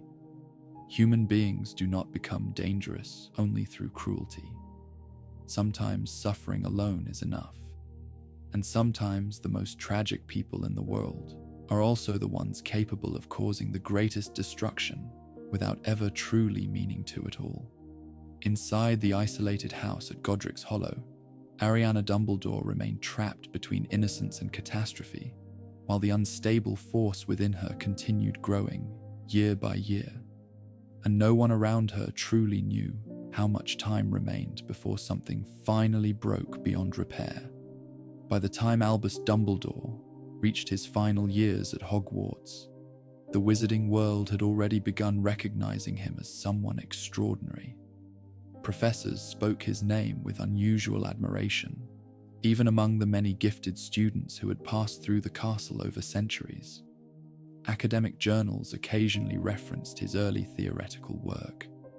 Visiting scholars requested conversations with him despite his youth. For most students, graduation represented uncertainty. For Albus, it seemed to promise limitless possibility. The future opened before him like a road without visible end. International magical academies expressed interest in further study. Famous scholars discussed collaborative research. Even members of the ministry quietly speculated about the brilliant young wizard, whose talent appeared almost frightening in its scope. And for the first time in years, Albus allowed himself to imagine a life beyond fear. Those dreams became more vivid during his final months at Hogwarts. He imagined traveling through Europe studying ancient magic beneath famous alchemists and theorists, visiting magical libraries hidden inside mountain monasteries or forgotten cities, speaking with brilliant minds who viewed magic not as something dangerous to contain, but as something vast and beautiful, still waiting to be understood. At night, he sat beside dormitory windows overlooking the dark grounds of Hogwarts, while imagining distant futures unfolding beyond Britain entirely. Paris, Vienna, Alexandria, places he had only encountered through books. The dreams felt intoxicating, partly because they represented freedom from Godric's Hollow. That truth filled him with immediate guilt whenever he acknowledged it directly, yet he could not deny it entirely. Hogwarts had shown him another version of life, one shaped by discovery and ambition rather than fear and exhaustion. And increasingly, returning home during holidays felt emotionally unbearable. The contrast between those two worlds widened every year. At Hogwarts, Albus moved through endless intellectual possibility, surrounded by students and professors who saw him as brilliant. At home, every conversation still bent carefully around Ariana's condition. Every room carried tension. Every ordinary day felt temporary, because disaster might erupt without warning at any moment. The isolation inside the house had deepened so severely by now that even Albus sometimes struggled to recognize the family they once had been. Kendra rarely left the property anymore. Abberforth had grown visibly harder and angrier, and Ariana herself drifted increasingly between childlike gentleness and frightening instability. The burden of that reality followed Albus constantly, even while his ambitions expanded beyond anything he had previously imagined. One evening, during his final year, Professor Elphias Doge found Albus sitting alone inside the library long after midnight, surrounded by books discussing advanced magical theory. "You should be celebrating," Doge said with mild surprise. "Half the professors believe you'll become Minister for Magic before you're 40. Albus smiled faintly at the comment, but inwardly, the idea felt almost absurd. How could someone carry greatness and helplessness simultaneously? The contradiction defined his entire emotional life now, because despite all his brilliance, he still could not save Ariana. Years of research had provided understanding without solutions. He knew more about unstable magical force than almost anyone his age in Britain. Yet each holiday return to Godric's Hollow confirmed the same terrible truth. Knowledge alone changed nothing. And still, ambition continued growing inside him anyway. That perhaps became the deepest source of guilt shaping Albus during those years. He loved his family sincerely. He feared for Ariana constantly. Yet another part of him longed desperately for a life beyond the house waiting in Godric's Hollow. Not merely escape from responsibility, something larger.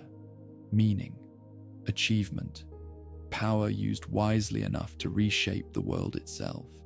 Those thoughts frightened him because they felt selfish beside Ariana's suffering. Every time he imagined future glory, another image followed immediately afterward. Ariana, sitting silently beside darkened windows, while unstable magic trembled invisibly through the walls around her. The contrast made ambition itself feel dangerous. Still, the dreams continued. Letters arrived increasingly often during his final Hogwarts months from magical scholars and institutions abroad. Some praised his published work regarding transfiguration theory. Others invited future correspondence or study opportunities. Kendra encouraged him politely whenever he mentioned such things in letters home. "You must continue using your gifts fully," she wrote once in careful handwriting. Yet even through the parchment, Albus sensed exhaustion behind the words, because they both understood the impossible truth waiting beneath those conversations. If Albus left Britain after graduation, who remained with Ariana? Kendra already looked physically weakened from years of constant strain. Abberforth possessed patience and emotional instinct, but little interest in managing an entire collapsing household alone. And Ariana herself remained increasingly unstable. The problem lingered beneath every discussion about the future without ever fully being spoken aloud. Then, during Albus's final summer before graduation, tragedy struck again. Kendra died. The details remained painfully simple and terribly familiar. One afternoon, while Albus still prepared for his final examinations at Hogwarts, Ariana suffered a violent magical episode inside the house at Godric's Hollow. During the chaos, Kendra was struck accidentally by uncontrolled force powerful enough to kill her instantly. The owl carrying news arrived near evening. Albus later remembered almost nothing clearly about the moments afterward. only fragments. Professor McGonagall guiding him silently from the common room, the castle corridors seeming impossibly quiet, rain tapping softly against windows while shock hollowed everything inside him. By dawn, he had already left Hogwarts for home. The journey back to Godric's Hollow passed through numb silence. Grief itself did not fully arrive immediately, because guilt reached him first. He should have been there. The thought repeated endlessly through his mind, while countryside blurred past carriage windows beneath grey skies. He should have been there. When Albus finally stepped through the front door of the house, the atmosphere felt shattered beyond anything he had experienced before. Not chaotic. Worse, empty. The silence inside the house no longer carried tension alone. It carried absence. Abberforth looked exhausted beyond words, standing rigidly near the kitchen, while Ariana sat quietly beside the fire, wrapped in blankets, staring at nothing. No one knew exactly how much Ariana understood regarding what had happened. She asked several times where Kendra had gone. Then, after noticing the expressions around her, she stopped asking entirely. That frightened Albus almost more than the episode itself. The funeral passed quietly beneath low clouds in the small cemetery at Godric's Hollow. Few people attended beyond distant acquaintances and several old family connections. Most villagers maintained respectful distance from the Dumbledores by then. Albus stood beside Abberforth throughout the ceremony, feeling strangely detached from his own body, because grief had become tangled completely, with another realization growing heavier every hour. Everything had changed now. Kendra's death did not merely devastate the family emotionally. It destroyed the fragile structure holding their lives together. Suddenly, Ariana required constant care, without the one person who had sacrificed everything managing that burden for years, and responsibility fell directly upon Albus. Not eventually, immediately. The realization crushed him. All the dreams about travel and advanced magical study collapsed overnight beneath practical reality. There would be no journey across Europe now, no months spent researching beside famous scholars abroad. Instead, Albus inherited the isolated house at Godric's Hollow together with Ariana's care. For the first time in years, resentment surfaced openly inside him. Not toward Ariana herself, never toward her, but toward the situation, toward fate, toward the unbearable cruelty of watching his future disappear beneath responsibilities he never chose. The shame afterward came quickly, because even thinking such things felt monstrous beside Ariana's suffering, yet the resentment remained anyway. That contradiction became one of the defining emotional wounds of Albus Dumbledore's life. He loved Ariana deeply, while simultaneously understanding that caring for her trapped him inside a future far smaller than the one he once imagined. And because he loved her, hating the burden itself filled him with guilt.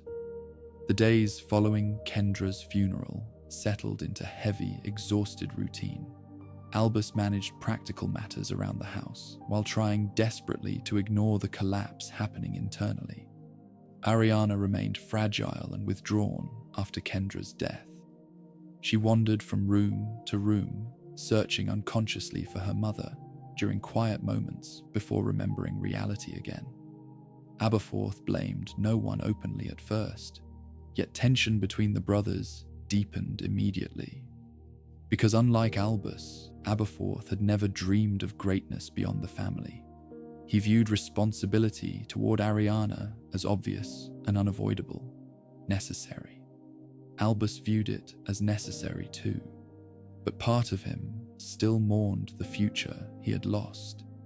That difference mattered enormously.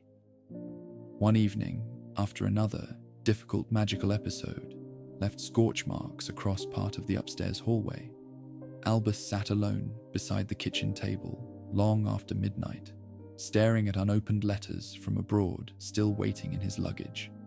Invitations, research opportunities, the future he once imagined. Ariana moved quietly into the room without him noticing initially.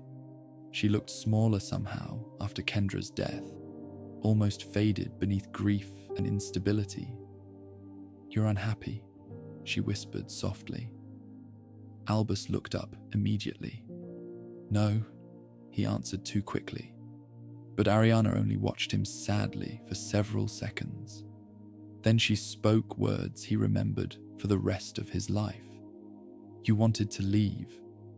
Not accusation, not anger, simple understanding. The honesty inside those words shattered something inside him completely. Because Ariana knew. Perhaps she had always known. Beneath all the love and guilt surrounding the family, she understood that Albus dreamed constantly of a world beyond the house, imprisoning them all. And sitting there in the dim kitchen light, beside his frightened, damaged sister, Albus realized something terrible. Part of him still wanted that world anyway. The summer after Kendra Dumbledore's death settled over Godric's Hollow with strange stillness. Warm sunlight drifted across the village lanes, while flowers bloomed beside ancient stone cottages, exactly as they had every year before. Children still played near the square. Shopkeepers still opened their doors each morning beneath the sound of distant church bells. But inside the Dumbledore house, grief hung heavily through every room. Kendra's absence existed everywhere at once. The kitchen no longer carried the comforting rhythm of her careful routines. Protective wards around the house weakened gradually without her constant attention. Even the silence felt different now, less controlled somehow, as though the house itself understood the person holding it together had vanished. Albus tried desperately to impose order upon the chaos left behind. He managed household responsibilities with the same disciplined intelligence that once made professors admire him at Hogwarts. Meals were prepared on schedule, repairs completed immediately after magical incidents. Ariana monitored carefully through every difficult day, yet beneath the structure he created, exhaustion deepened rapidly, because no amount of brilliance prepared someone for becoming both grieving son and caretaker overnight. The dreams that once filled Albus's mind now felt impossibly distant. Letters from abroad remained unopened for days at a time, before finally being packed away inside drawers he rarely touched anymore. And still, despite everything, part of him continued longing for the future he had lost. That longing became a private shame he carried constantly through those summer weeks. Then, Grindlewald arrived in Godric's Hollow. The timing felt almost cruel in retrospect, as though fate itself waited until Albus stood at his weakest emotionally before placing temptation directly before him. Grindlewald came to stay with his great-aunt, Bathilda Bagshot, the famous magical historian living only a short distance from the Dumbledore house. By then, he already carried reputation behind him despite his youth. Expelled from Durmstrang for dangerous magical experimentation and increasingly radical beliefs, he had begun developing ideas that would later terrify much of the wizarding world. But when Albus first met him, none of that history fully mattered yet. What mattered was recognition. For the first time in his life, Albus encountered someone whose mind moved with equal speed beside his own. The meeting itself happened almost accidentally. Bathilda Bagshot, aware of Albus's growing academic reputation, mentioned the brilliant young visitor staying in her home. Curious despite himself, Albus eventually accepted an invitation for conversation, one warm evening near the beginning of August. Later, he would remember small details from that first meeting with painful clarity. Golden sunlight through Bathilda's windows, dust floating through the air above old bookshelves, and Grindlewald himself standing beside the fireplace, smiling with immediate confidence. He was handsome in the sharp, striking way that often disguises danger during youth. Pale hair falling loosely across his forehead. Bright, intelligent eyes carrying constant, restless energy. Yet more than appearance, it was the intensity surrounding him that captured attention immediately. Grindlewald looked at the world like someone convinced it existed, waiting to be reshaped. Albus recognized that feeling instantly, because he carried traces of it inside himself too. Their conversation lasted hours.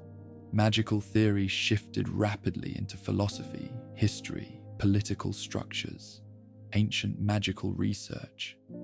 Both young men spoke with increasing excitement, as though discovering thoughts they had secretly carried alone for years suddenly mirrored perfectly in another person. For Albus, the experience felt intoxicating, not simply intellectual admiration, freedom. For months after Kendra's death, his life had narrowed entirely into grief and responsibility inside the isolated house at Godric's Hollow. Every conversation revolved around Ariana's condition. Every day repeated the same exhausting cycle of containment and fear. Then suddenly, Grindlewald appeared, speaking about possibilities vast enough to eclipse all of it. Ancient magic lost to history, the future of wizarding society. The idea that powerful wizards might guide the world towards something greater, rather than hiding endlessly behind secrecy and fear. Grindlewald spoke recklessly sometimes, yet his recklessness carried undeniable brilliance beneath it. And Albus, exhausted from guilt and isolation, found himself drawn toward that brilliance almost immediately. Their meetings became constant afterward. Each morning, Albus still fulfilled responsibilities at home beside Ariana and Abberforth. Meals prepared, repairs managed, episodes contained whenever possible. But every free moment pulled him toward Bathilda Bagshot's house, where Grindlewald waited beside piles of books and endless conversation. For the first time since childhood, Albus felt understood completely, not pitied, not admired from distance, understood. The effect upon him was immediate and profound. He laughed more easily during those weeks than he had in years. Ideas poured through his mind faster than he could record them. Together, he and Grindlewald discussed magical theories so advanced they bordered almost upon fantasy. Hallows, death, wizarding dominance, the possibility of reshaping society itself. At first, much of it remained abstract intellectual excitement. Young, brilliant minds pushing against boundaries simply because boundaries existed. But gradually darker themes emerged beneath the conversations too. Especially the phrase Grindlewald repeated often. For the greater good. The words fascinated Albus immediately, because they seemed to solve the contradiction tormenting him internally. What if power itself was not dangerous when guided correctly? What if extraordinary wizards possessed responsibility to lead weaker societies towards something better? What if suffering caused by such leadership became justified if the final result improved the world permanently? For someone exhausted by helplessness, the philosophy carried dangerous appeal, because helplessness defined Albus's deepest wound. He could not save Ariana, could not reverse Kendra's death, could not restore the future lost beneath family tragedy. But perhaps immense magical power directed wisely could prevent other suffering someday. Grindlewald understood exactly how to feed such thoughts. Unlike Abberforth, who viewed responsibility emotionally, Grindlewald viewed problems strategically. Ariana herself barely interested him except as obstacle. He listened politely when Albus described the burdens surrounding the house, but his eyes always drifted quickly back toward larger ambitions afterward. There was impatience in him, a belief that extraordinary people should not waste themselves on ordinary limitations. And slowly, terribly, Albus began believing it too. The change happened subtly. He still loved Ariana deeply, still monitored her condition carefully, still experienced guilt whenever his mind wandered toward dreams beyond Godric's Hollow. Yet emotionally, he began pulling away from the house itself. The isolation no longer felt permanent when Grindlewald stood beside him, describing futures vast enough to escape it entirely. One afternoon, late in August, Albus and Grindlewald sat beneath trees near the edge of the village, discussing magical governance while summer wind moved softly through the grass around them. "We hide because we are afraid," Grindlewald said quietly. "Wizards, allowing lesser minds to shape the world through fear and ignorance." Albus remained silent, because part of him immediately thought about Ariana, about what fear had done to her life. Grindlewald noticed the hesitation. "You know it's true," he continued. "Your family suffered because the magical world refuses strength. Your father imprisoned, your sister hidden away like shame." The words struck directly against wounds Albus carried privately for years, and for one terrible moment, resentment overwhelmed compassion. Why should brilliance remain trapped by weakness? Why should his life disappear inside that dark, isolated house, while the world beyond remained untouched by all the suffering happening there? The thoughts frightened him afterward, but they returned increasingly often during those weeks. Meanwhile, Ariana sensed the changes unfolding around her long before anyone acknowledged them openly. She watched Albus leave the house each day with unusual energy, returning gradually to his face. She overheard conversations between him and Grindlewald, drifting through open windows during evenings. Most importantly, she recognized that the emotional center of Albus's life had shifted away from the family, toward ambition, toward escape. Abberforth recognized it too. His distrust of Grindlewald formed almost immediately, partly instinct, partly observation. He saw how quickly Albus became consumed by the friendship. Meals skipped because discussions ran too long. Household responsibilities neglected increasingly often. And most painful of all, Ariana left alone more frequently.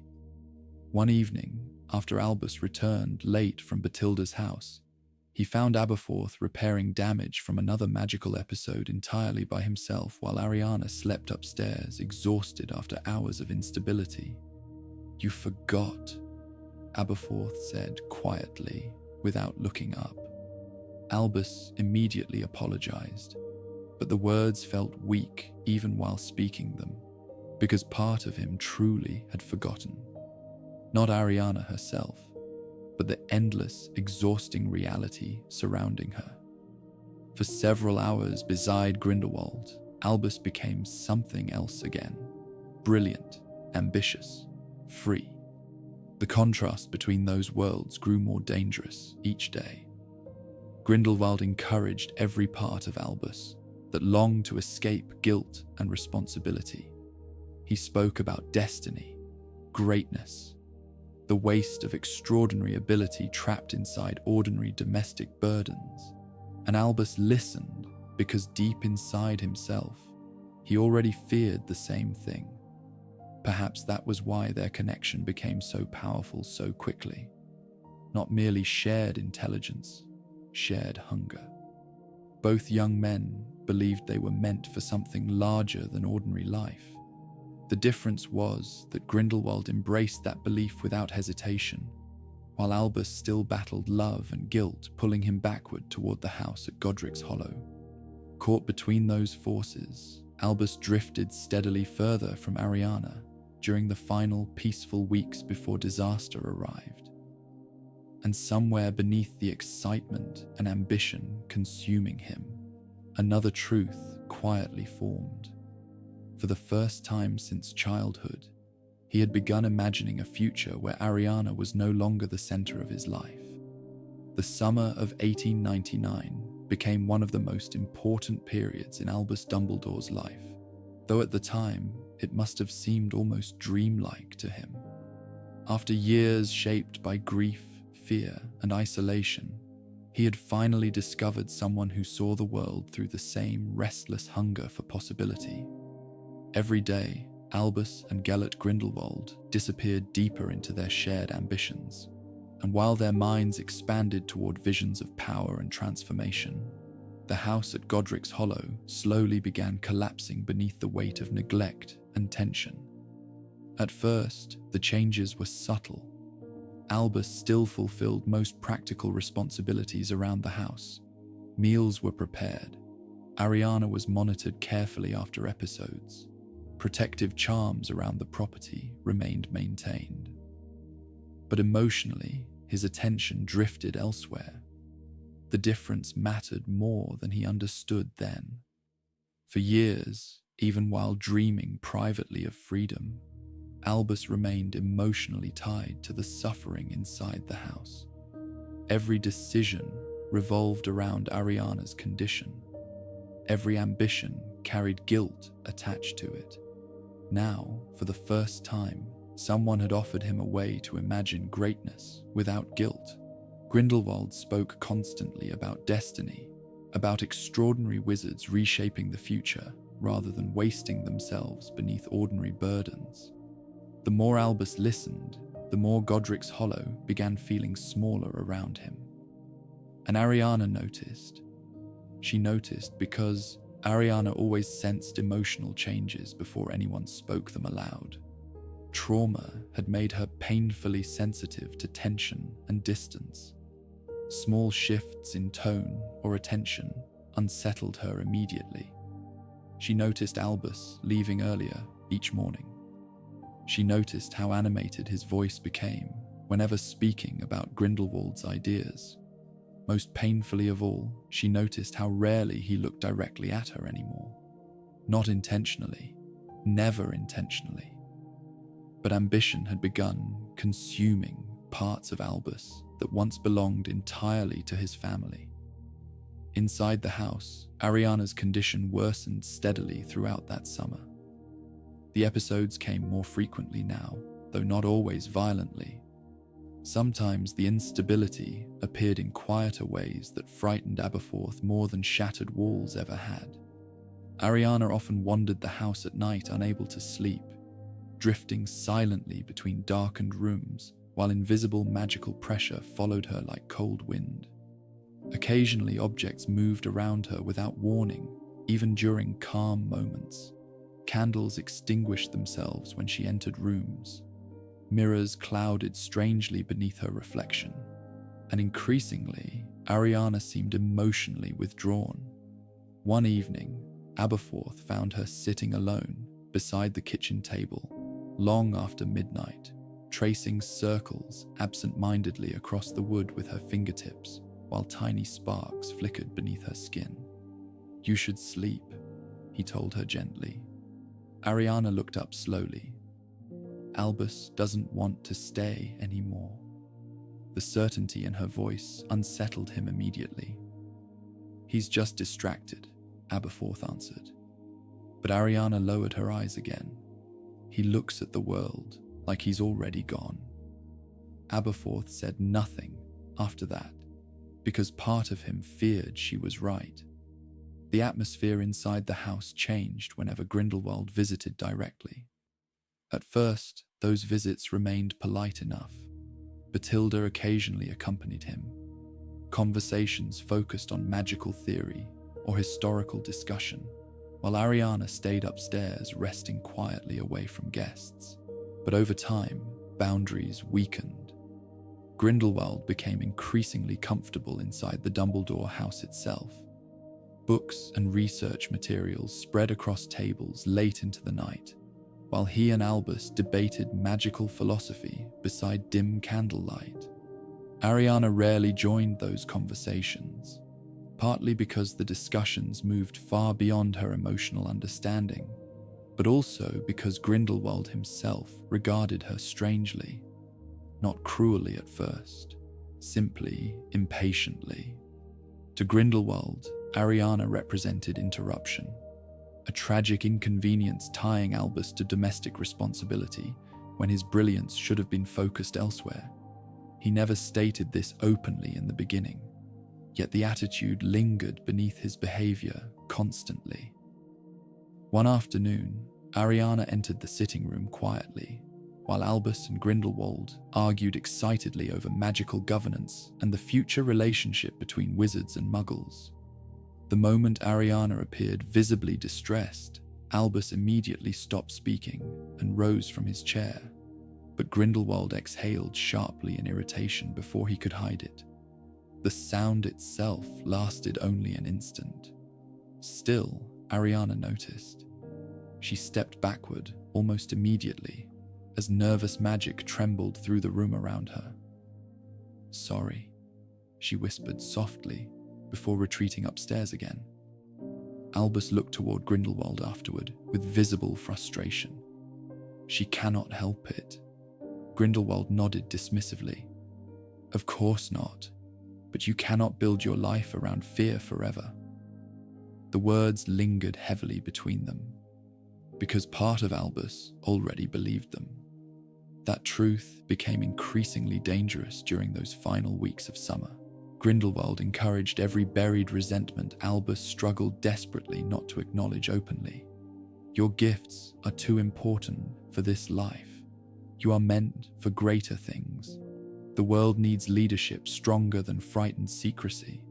And beneath all those grand ideas waited another quieter implication. Ariana was holding him back. Albus hated himself whenever the thought surfaced, yet exhaustion weakened resistance. Years of responsibility, grief, and fear had left him emotionally vulnerable long before Grindlewald arrived. The young man offered escape not only from Godric's hollow, but from helplessness itself. Beside Grindlewald, Albus felt powerful again, certain, alive. Meanwhile, inside the house, Abberforth watched everything with growing anger. Unlike Albus, Abberforth never trusted charm or brilliance easily. Grindlewald unsettled him immediately, because he recognized selfishness hidden beneath the intelligence. He saw the way conversations always returned toward ambition and power. The way Ariana's suffering became abstract inconvenience rather than human tragedy. Most importantly, he saw how Albus changed around him. The careful guilt and emotional restraint shaping Albus for years began slipping away. He laughed more openly now, spoke more arrogantly sometimes. Dreams about travel and leadership returned stronger than ever, and responsibility toward Ariana slowly became secondary. One evening, after another, severe magical disturbance damaged part of the upstairs hallway. Abberforth spent hours repairing the destruction alone, while Albus remained out walking with Grindlewald beyond the village. By the time they finally returned after dark, Abberforth's anger had hardened completely. "She needed help," he said immediately. Albus looked startled. "I was gone only a few hours." A few hours too long. Grindlewald remained silent nearby, watching the argument carefully. Normally, Albus might have apologized immediately, but exhaustion and resentment already simmered beneath the surface now. "I cannot spend every moment inside this house," he snapped. The words stunned even him after they escaped. Silence followed instantly. Ariana stood halfway down the staircase unseen until that moment. Fear crossed her face immediately, and suddenly magic burst through the hallway. The force knocked picture frames from walls while windows rattled violently throughout the house. Ariana clutched the staircase railing, trembling, as unstable energy crackled invisibly through the air around her. Abberforth rushed toward her first. Albus froze briefly in shock, while Grindlewald stepped backward instinctively away from the disturbance. "Calm down," Abberforth whispered urgently, while guiding Ariana away from the staircase. But Ariana stared only at Albus. "You hate me," she whispered through tears. The accusation shattered something inside him immediately. "No," Albus said desperately. "Never." Yet guilt flooded his voice so heavily that the denial barely sounded convincing even to himself. The episode lasted nearly an hour. Afterward, Ariana locked herself inside her room, refusing to speak further, while Abberforth openly blamed Albus for triggering the collapse. And privately, Albus blamed himself too. Still, the next morning, he returned to Grindlewald again. That perhaps reveals the true power of what had begun between them. Even guilt no longer outweighed the intoxicating pull of escape and ambition. Throughout the final weeks before disaster, the emotional structure of the Dumbledore household deteriorated steadily. Conversations became sharper, silences heavier. Ariana increasingly sensed the fracture growing between her brothers, and beneath everything lingered one terrifying truth no one fully acknowledged aloud. Ariana's instability worsened whenever emotional tension inside the house intensified. Fear fed the obscurus. Conflict fed it too. The household itself had become emotionally unstable in exactly the ways most dangerous for someone like Ariana. Yet neither Albus nor Grindlewald truly recognized the danger unfolding around them. They remained consumed by larger dreams, travel plans across Europe, the Deathly Hallows, wizarding revolution, power used for the greater good. The phrase itself began appearing constantly now in their conversations, at first intellectual, philosophical, but gradually something colder formed beneath it. The idea that suffering became acceptable if it served a greater future. And somewhere inside the isolated house at Godric's Hollow, Ariana listened to those conversations drifting faintly through walls, while feeling herself increasingly unwanted inside the life her brother now imagined for himself. One night, near the end of summer, Abberforth found her sitting alone in the garden after midnight beneath pale moonlight. The grass around her shimmered strangely as unstable magic pulsed quietly through the air. "She's taking him away," Ariana whispered softly. Abberforth sat beside her without speaking immediately. "No," he answered finally. "He's letting himself go."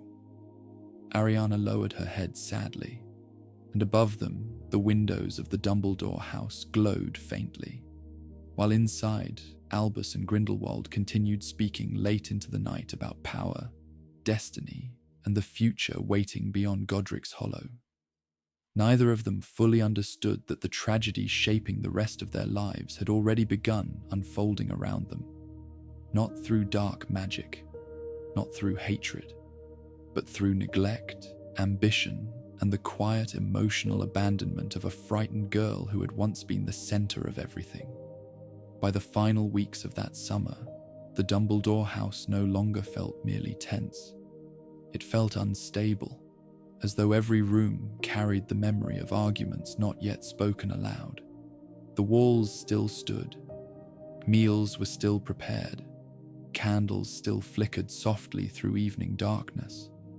But beneath those ordinary routines, the family had begun breaking apart. Ariana sensed it constantly. Her emotional sensitivity, sharpened through years of fear and unstable magic, made concealment nearly impossible inside the house. She noticed the way Abberforth's jaw tightened whenever Grindlewald's name appeared in conversation. She noticed how Albus avoided long periods at home now, whenever possible. Most painfully of all, she noticed how the atmosphere around her brothers changed whenever they occupied the same room. The resentment between them no longer remained hidden beneath silence. It surfaced in glances first, then sharp remarks, then arguments beginning over small, meaningless things.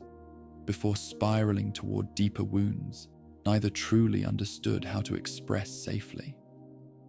Abberforth blamed Grindlewald for everything, not because he fully understood the dangerous ideology growing between him and Albus, but because he recognized the simpler truth beneath it all. Grindlewald made Albus want to leave, and leaving meant abandoning Ariana. That reality mattered more to Abberforth than philosophical discussions about wizarding power or magical governance ever could. One humid evening, near the end of August, tension finally erupted openly. Rain threatened outside the windows while thick summer heat settled heavily over the house. Ariana remained upstairs, resting after a difficult day, marked by several smaller magical disturbances. Albus and Grindlewald sat together in the kitchen, surrounded by books and parchment, discussing plans for travel across Europe after the summer ended. Bathilda Bagshot had already offered introductions to several scholars abroad. Grindlewald spoke excitedly about magical archives hidden in Eastern Europe, while Albus responded with growing energy absent from him for years.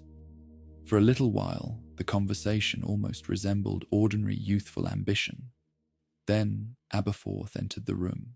He had spent most of the afternoon repairing damage from another magical episode upstairs, after Ariana became frightened during a thunderstorm earlier that day. Exhaustion lingered visibly across his face, while dirt stained his sleeves from physical repairs around the property. He listened silently for several moments while Grindlewald described future plans. Then finally, he asked the question quietly. "And Ariana?" The room fell still immediately. Albus looked up from the parchment spread across the table. "What about her?"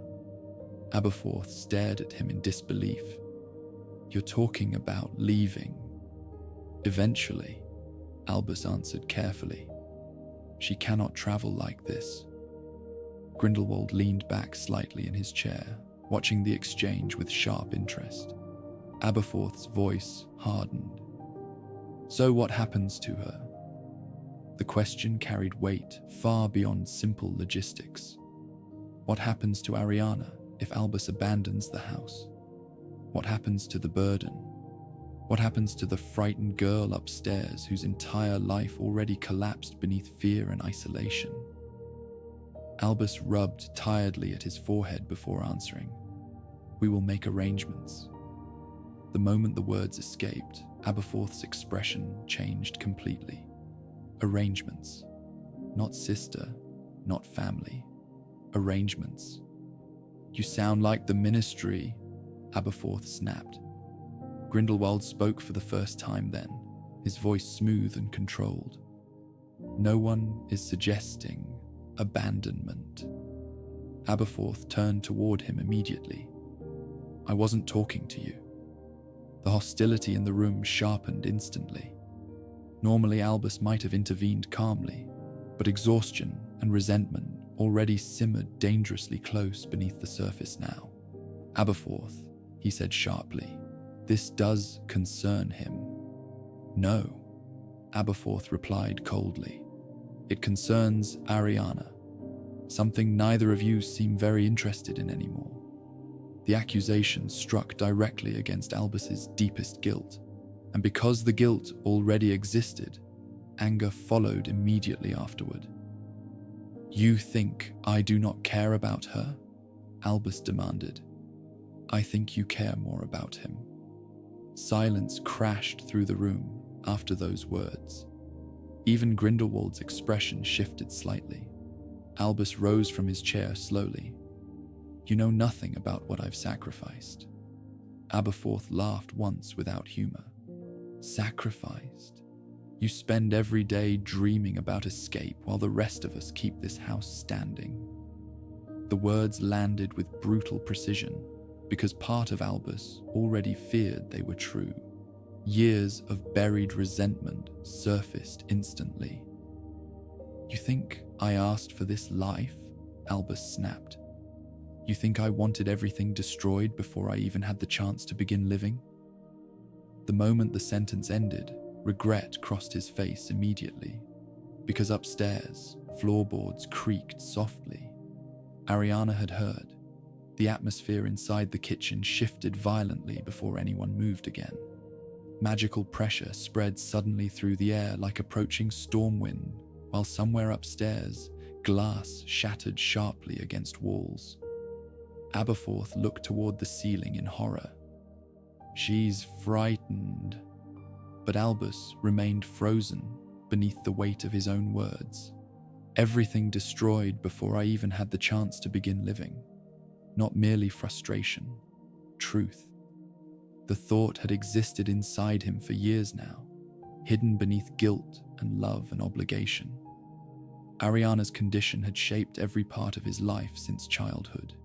His father imprisoned, his mother consumed by exhaustion, his future collapsing beneath responsibilities he never chose.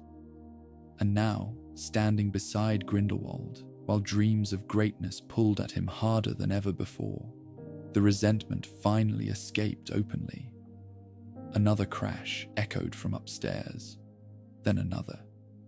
Abberforth rushed immediately toward the staircase, while Grindlewald remained motionless beside the kitchen table, watching Albus carefully.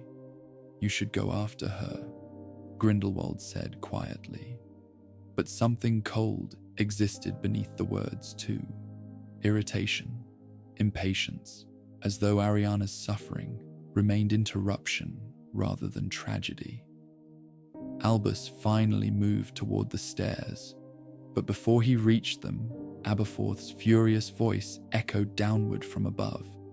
"Stay away from her!" The command stopped him entirely. Several terrible seconds passed in silence, broken only by sounds of unstable magic, pulsing faintly through the upper hallway. Then Grindlewald spoke again. "You cannot continue living like this." Albus closed his eyes briefly. "I know." And perhaps that was the moment everything truly shifted beyond repair. Because instead of defending Ariana or the family, Albus admitted the thought already poisoning him internally. He wanted another life. The realization frightened him, even while relief accompanied it. Upstairs, Abberforth eventually calmed Ariana after nearly an hour. When he finally returned downstairs, exhaustion and anger hollowed his expression completely. "She thinks you hate her now." Albus looked physically wounded by the sentence. "That is not true." "Then stop talking about her like she's a prison." The accusation lingered heavily through the room. Grindlewald rose slowly from his chair. "He never said that." "No," Abberforth replied coldly. "You said it for him." For the first time since arriving in Godric's Hollow, Grindlewald's patience disappeared visibly. "You are asking him to waste himself," he said sharply. "Albus is meant for greater things than hiding inside this house forever." Abberforth stepped toward him immediately. "And Ariana is meant for what exactly?" Grindlewald hesitated only briefly before answering. "She needs proper care." The phrase itself sounded reasonable enough, but everyone inside the room understood what truly hid beneath it. Institutions, ministry oversight, separation, containment. Ariana removed from Albus's future so greatness could continue unburdened. The idea horrified Abberforth instantly. "She stays with family." "For how long?" Grindlewald replied. "Until another accident kills someone else." The room fell completely silent, because Kendra's death still haunted every corner of the house. Albus looked shaken by the direction of the argument now, yet he did not immediately defend Ariana either.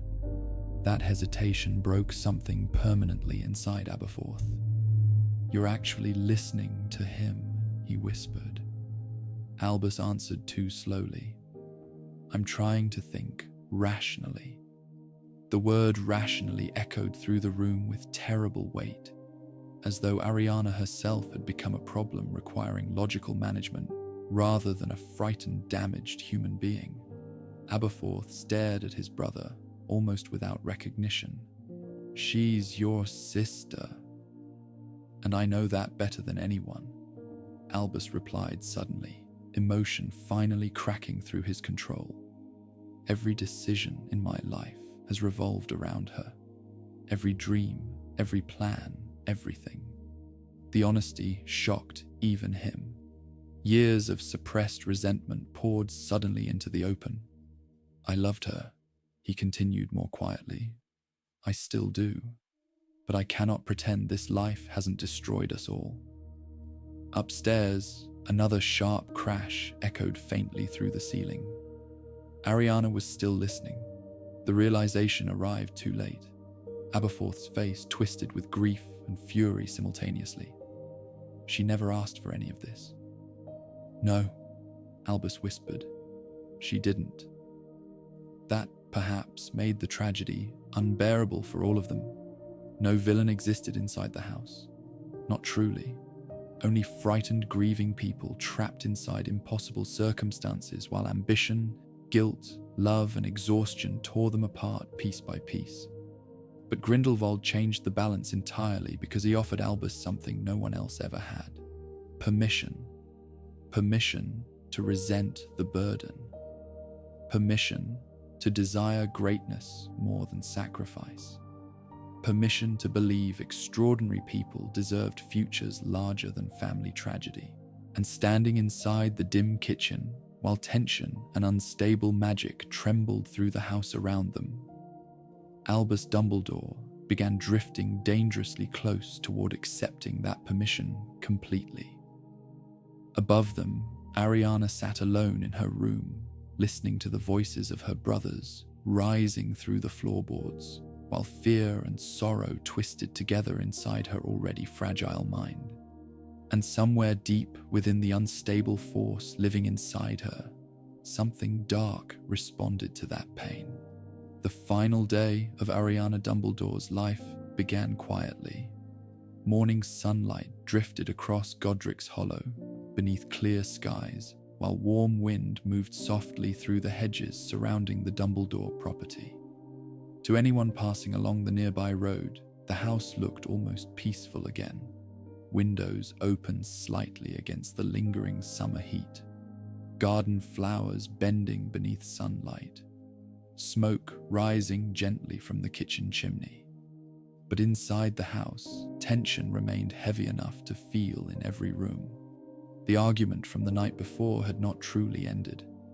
It had only exhausted itself temporarily beneath grief and anger, too deep for immediate resolution. Albus barely slept. Abberforth avoided him completely throughout the morning. Ariana remained upstairs in silence, refusing breakfast and speaking to no one. And Grindlewald returned again before noon. Perhaps that was inevitable. By then, the bond between him and Albus had become almost impossible to resist. Every conversation drew them deeper into shared ambition, while simultaneously pulling Albus further from the emotional realities inside the house. They spent most of the afternoon discussing plans beside scattered books and parchment spread across the kitchen table. Grindlewald spoke increasingly openly now about wizarding dominance and the need for powerful magical leadership over the non-magical world. Not cruelty, exactly, conviction. That made the ideas more dangerous. Albus argued details and consequences constantly, yet part of him still responded instinctively to the vision beneath it all. A world shaped by powerful minds rather than fear. Greatness no longer hidden or restrained. And beneath those conversations lingered another quieter fantasy. Escape. The possibility that Albus might someday leave Godric's Hollow behind entirely. Upstairs, Ariana listened to fragments of those discussions, drifting faintly through the floorboards, while fear twisted deeper inside her already fragile mind. She understood more than either Albus or Grindlewald realized. not the politics or magical philosophy, but emotionally, she recognized exactly what was happening. Her brother was slipping away from her. The realization fed directly into the unstable force living inside her. By late afternoon, the atmosphere inside the house had grown dangerously strained again. Abberforth finally entered the kitchen after hours spent outside, working near the edge of the property. Dirt stained his sleeves, while exhaustion and anger sharpened every movement. The moment he saw Grindlewald sitting comfortably at the table again, fury returned immediately. "You're still here?" Grindlewald looked up calmly. "Yes." The simplicity of the answer only worsened things. Abberforth turned toward Albus. "She hasn't left her room all day." Albus rubbed tiredly at his forehead. "I'll speak with her." "When?" Abberforth snapped. "After you finish planning how to abandon her?" The accusation reignited everything instantly. Grindlewald stood slowly from his chair, while tension spread sharply through the room. "You speak as though he owes his entire life to misery," Grindlewald said coldly. Abberforth laughed bitterly. "And you speak as though people are burdens whenever they suffer." Albus attempted calming the argument at first. "Abberforth," but his brother cut him off immediately. "No, I'm done listening to this." He pointed toward Grindlewald. "Ever since he arrived, you've treated Ariana like a chain around your neck." "That is not true," Albus said sharply. "Then stop acting ashamed of her." The words struck directly against hidden guilt already poisoning Albus internally. Exhaustion and resentment overwhelmed restraint before he fully realized it happening. "You think I wanted this?" he shouted suddenly. "You think I wanted my life buried inside this house forever?" Silence crashed through the room. Then upstairs, glass shattered violently. All three young men froze. The magical pressure spreading through the house felt immediately wrong somehow. Stronger than previous episodes. Darker. Ariana screamed. The sound tore through the hallway above them, filled with panic so absolute that even Grindlewald visibly recoiled. Abberforth moved first, rushing toward the staircase 2 steps at a time. Albus followed instantly, while Grindlewald hesitated only a second before pursuing them upward. The upstairs hallway already looked partially destroyed. Cracks split the walls, while fragments of broken glass floated unnaturally through the air around Ariana's bedroom door. Magical energy pulsed visibly beneath the floorboards like heat rising through stone. Inside the room, Ariana stood pressed against the far wall, trembling violently. But something had changed. The unstable force around her no longer erupted in chaotic bursts alone. It moved almost like living shadow through the room itself, dark tendrils twisting through the air while furniture splintered apart around them. Ariana's face was wet with tears. "I'm sorry," she kept whispering. "I'm sorry." Abberforth approached her carefully. "No one's angry," he said urgently. But the moment he moved closer, another violent surge exploded outward from the center of the room. The force slammed bookshelves sideways against walls, while windows burst completely apart into showers of glass. Grindlewald drew his wand instantly. Albus did too, and in that terrible moment, fear overtook love for all of them at once, because the force filling the room no longer felt merely unstable. It felt dangerous. The obscurus twisted around Ariana like storm smoke given shape, pulsing with terror and grief fed through years of isolation and emotional collapse. "Ariana," Albus said desperately, trying to reach her through the chaos. "Listen to me." But she barely seemed able to hear him. "She hates me," Ariana sobbed. "No," Albus answered immediately. Yet guilt filled his voice too heavily for reassurance to survive inside it. The room exploded again. This time the magical force struck directly toward Grindlewald after he raised his wand defensively. Instinctively, he fired a spell back toward the disturbance. Everything afterward happened too quickly for certainty. Abberforth lunged toward Ariana. Albus shouted something lost beneath crashing sound. 3 wands moved almost simultaneously inside the collapsing room. Green light, red light, white flashes tearing violently through darkness. The duel erupted not through strategy, but panic. Fear and rage and unstable magic colliding all at once inside a confined space already trembling beneath the obscurus. Furniture shattered apart mid-air. Walls cracked open. Ariana screamed again, while magical force spiraled uncontrollably around everyone in the room. Albus later spent the rest of his life trying to remember exactly what happened during those few seconds, but memory failed him. Perhaps trauma destroyed clarity immediately. Perhaps the violence itself unfolded too chaotically for human perception to fully follow. 3 extraordinarily powerful magical forces collided simultaneously while the obscurus lashed blindly through the room. All Albus ever remembered clearly afterward was Ariana stepping suddenly between them. Not intentionally heroic, not calculated, frightened, trying to stop the fighting. Then a flash of light brighter than everything surrounding it, and silence.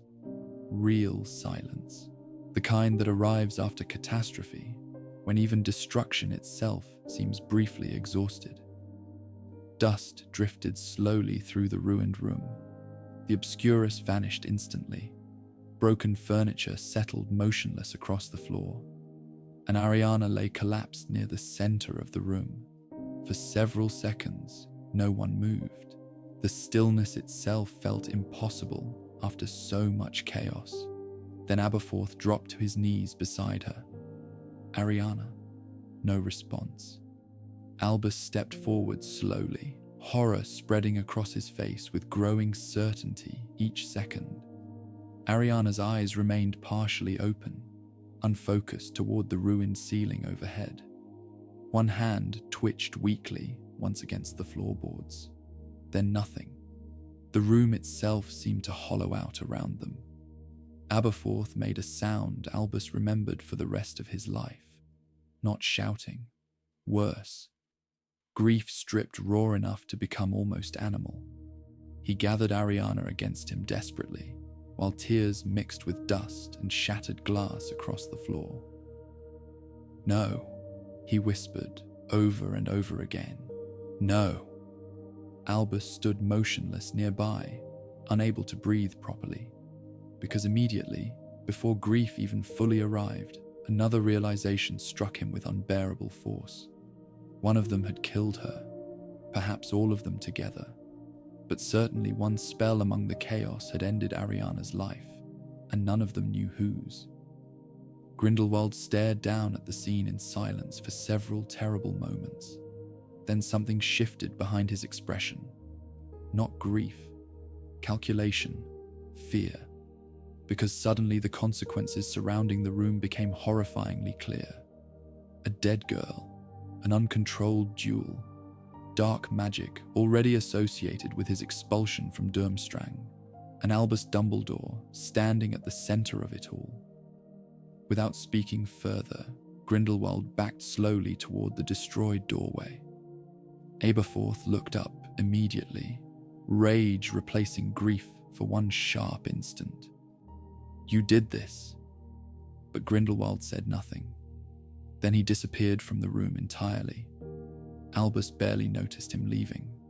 His attention remained fixed entirely upon Ariana, the sister he had spent his entire life trying and failing to protect.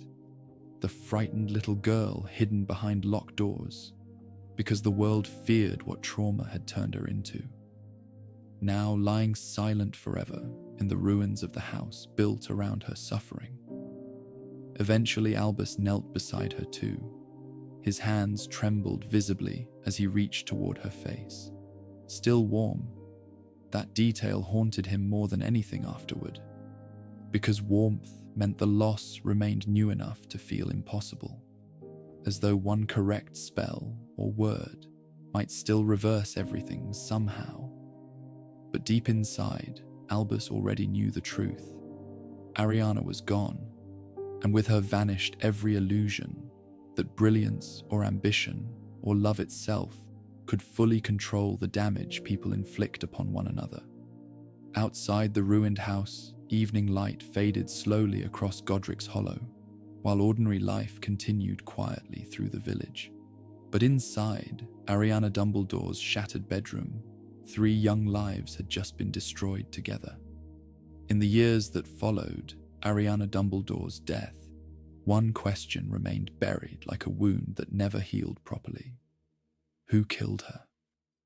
The tragedy inside the house at Godric's Hollow ended too violently and too quickly for certainty. 3 wands had been raised.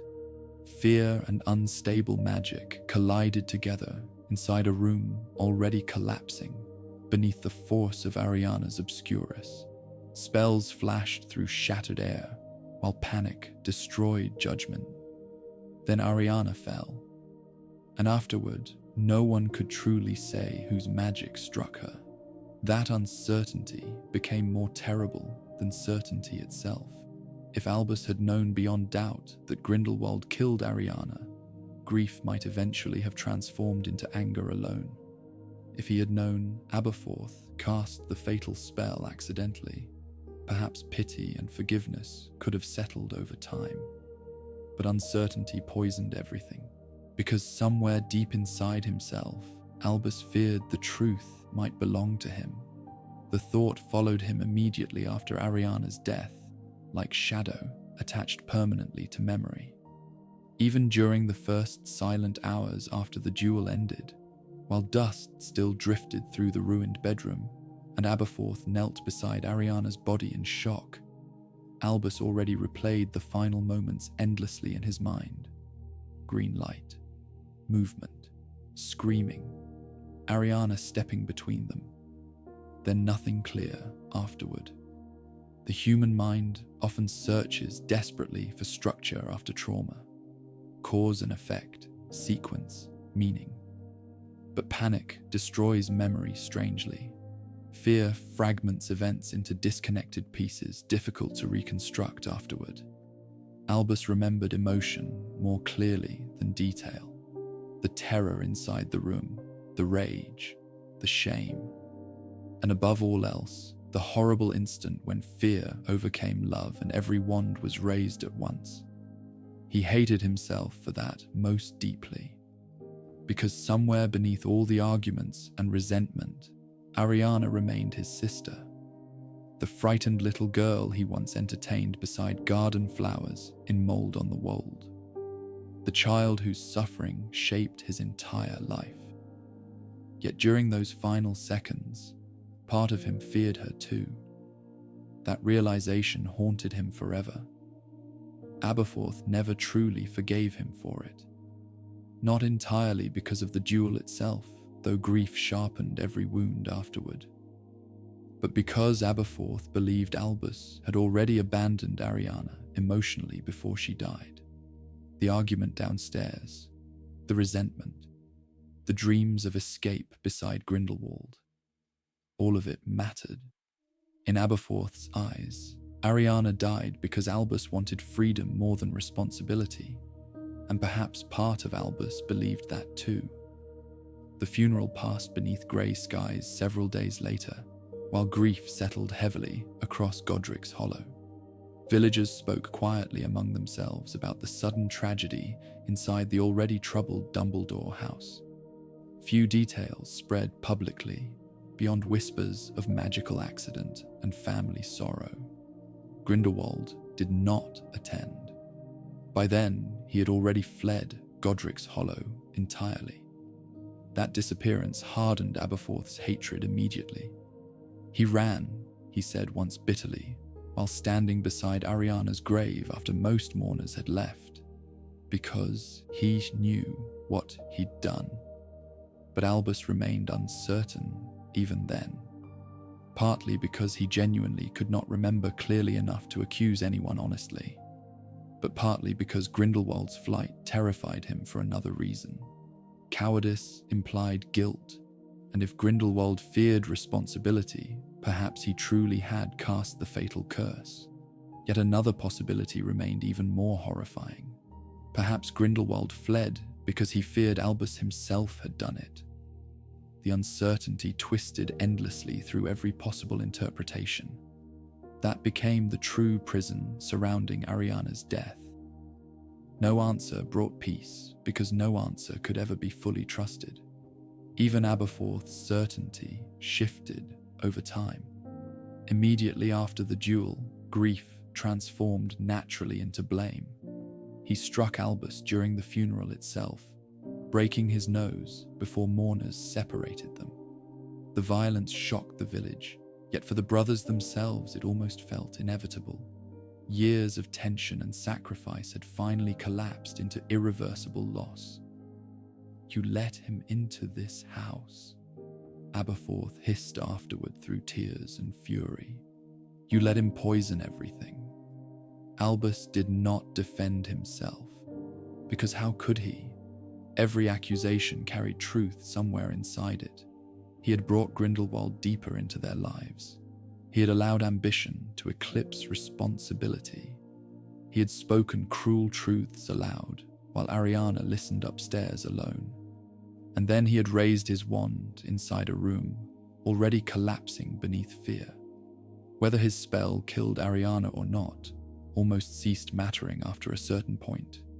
Morally, emotionally, spiritually, he already felt responsible. That guilt shaped every part of the man he became afterward. For many years following Ariana's death, Albus avoided discussing the duel almost entirely. Publicly, he referred to it vaguely as tragic accident or youthful disaster. Privately, he buried the memories beneath work, scholarship, and emotional distance. But buried guilt rarely disappears completely. Instead, it settles quietly beneath personality itself. Albus's fear of power deepened immediately after Ariana's death. Before the duel, ambition still appeared beautiful to him. Dangerous, perhaps, but beautiful.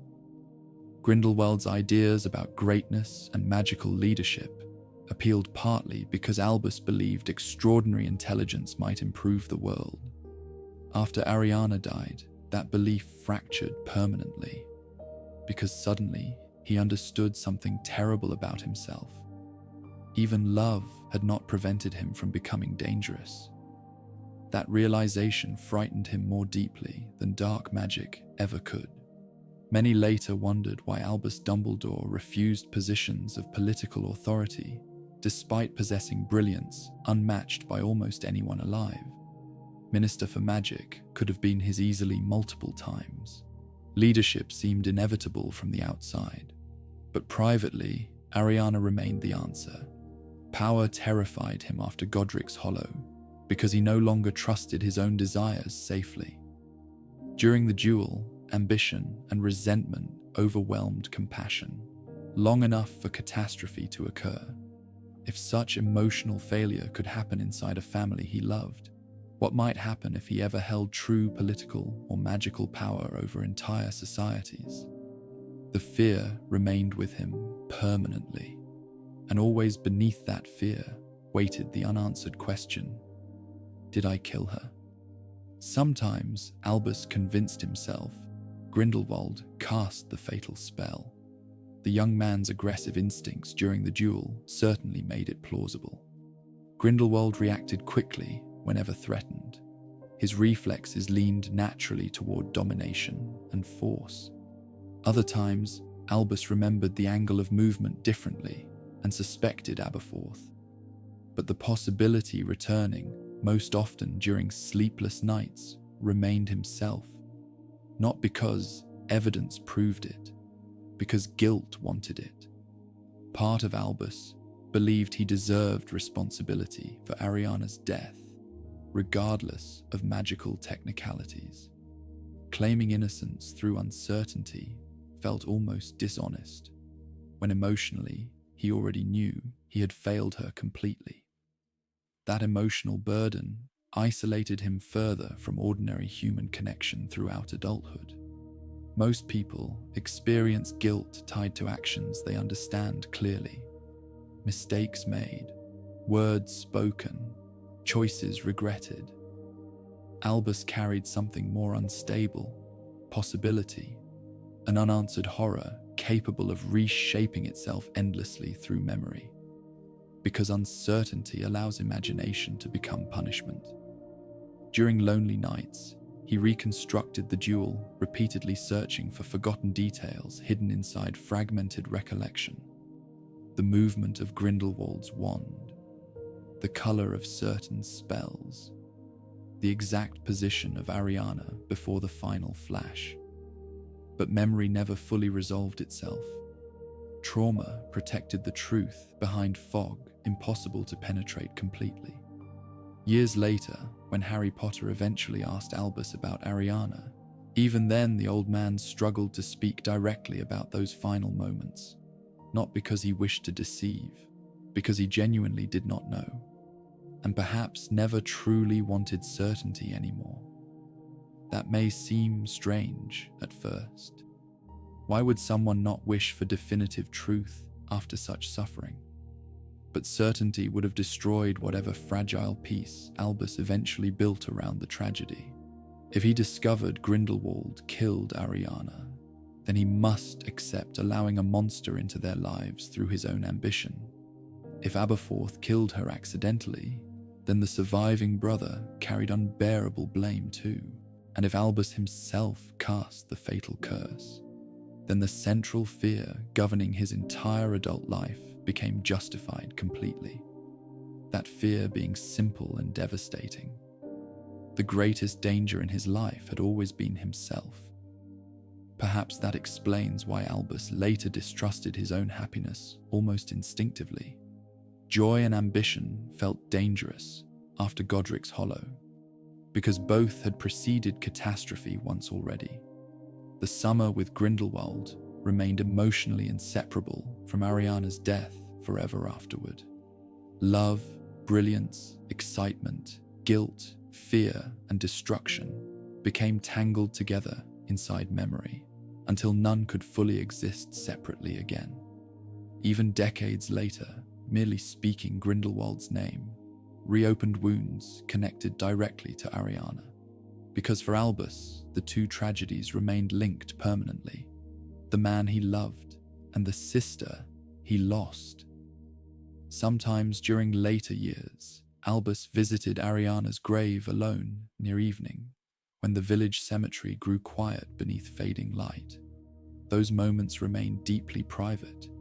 No speeches, no magical ceremony, only silence. Perhaps he hoped reflection itself might eventually untangle guilt from grief. It never truly did, because the question itself endured longer than certainty ever could. Who killed Ariana Dumbledore?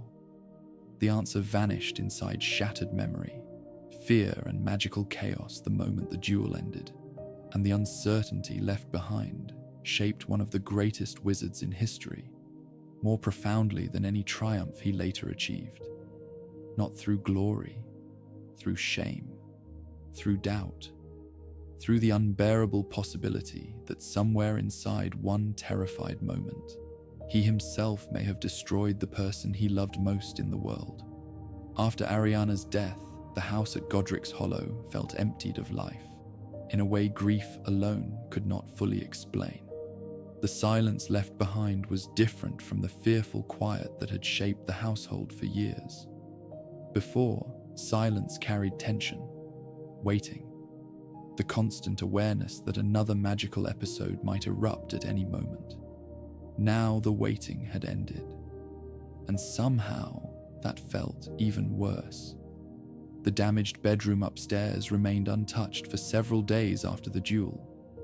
Broken wood and shattered glass still covered parts of the floor, while cracks spread across the walls where unstable magic had torn through stone. Dust lingered faintly in the air beneath afternoon light, filtering through ruined windows. No one wanted to enter the room, not because of fear anymore, because it hurt too much. Ariana's presence remained everywhere despite her absence, a brush still resting near the mirror, folded clothing beside the bed, flowers she collected drying slowly in small jars along the windowsill. The ordinary remains of a life interrupted suddenly. Albus wandered through the house during those first days, almost like a ghost himself. He slept little, ate rarely. Sometimes Abberforth heard him moving downstairs late at night, long after candles should have been extinguished. But neither brother spoke much. Words felt useless after what happened. The emotional distance growing between them for years had finally hardened into something colder than anger. Grief connected them still because both loved Ariana deeply, yet grief also separated them because each represented part of the tragedy to the other. When Abberforth looked at Albus now, he no longer saw only his brilliant older brother. He saw Grindlewald, ambition, neglect, the argument downstairs before Ariana died, and perhaps most unbearable of all, he saw someone who still remained alive while Ariana did not. Albus understood this instinctively. That understanding prevented him from defending himself properly, even when accusations came. One evening, shortly after the funeral, Abberforth finally spoke openly while standing alone in the ruined kitchen beside weak firelight. "He destroyed you." Albus knew immediately who he meant. "I let him," he answered quietly. The honesty startled Abberforth enough that for several seconds neither spoke again. Because beneath all the blame and fury surrounding Grindlewald, both brothers recognized a more painful truth. Albus had chosen him willingly. No manipulation fully explained what happened during that summer. Grindlewald offered escape and greatness, yes, but Albus embraced those dreams because part of him already desired them desperately. The realization poisoned every memory afterward. Even happiness became difficult to remember cleanly because guilt stained it constantly. During the weeks following Ariana's death, Grindlewald disappeared completely from Godric's Hollow without explanation or farewell. Rumors eventually spread about sightings elsewhere in Europe, strange magical thefts, political agitation, dangerous ideas spreading quietly through certain circles. But for Albus, the disappearance itself mattered more than the rumors, because Grindlewald left without looking back. The speed of it wounded him deeply, despite everything. Part of Albus must have hoped, however irrationally, that grief and horror might force Grindlewald toward remorse, toward shared mourning, toward some acknowledgement of what they destroyed together. Instead, he fled. The abandonment stripped away much of the romantic idealism surrounding their relationship immediately. Whatever genuine affection existed between them during that summer, Grindlewald still chose self-preservation over responsibility once tragedy arrived. Albus understood then, perhaps for the first time fully, that brilliance and charm do not prevent cruelty. Sometimes they merely disguise it more beautifully. The realization changed him permanently. Before Ariana's death, Albus still believed extraordinary intelligence naturally carried moral weight alongside it. He admired genius instinctively, trusted brilliance, viewed powerful minds as potential sources of progress and transformation. After Grindlewald fled, that belief fractured forever, because suddenly Albus saw how easily intelligence could justify selfishness instead, how quickly ambition could begin treating suffering as acceptable collateral. The phrase, "for the greater good," became unbearable to him afterward, not merely politically dangerous, personally monstrous. Those words had entered the Dumbledore house beside Grindlewald, and slowly transformed Ariana from beloved sister into obstacle standing between Albus and greatness. The shame surrounding that realization followed him constantly. Meanwhile, Abberforth's grief hardened into bitterness that never fully disappeared afterward. Unlike Albus, who buried guilt beneath scholarship and emotional restraint, Abberforth carried pain outwardly. He became rougher, sharper, less patient with intellectual abstractions or ambitious ideals, because he had watched where those things led. Ariana died while brilliant young men argued about power and destiny downstairs. No philosophical justification could erase that truth. The brothers remained inside the same house for a time after the funeral, though emotionally they already occupied separate worlds entirely. Albus spent long hours alone reading or walking through the village near dusk, while avoiding conversation whenever possible. Sometimes villagers offered quiet condolences. Others simply watched him with cautious sympathy from a distance. Godric's Hollow knew enough about tragedy to recognize haunted people when they saw them.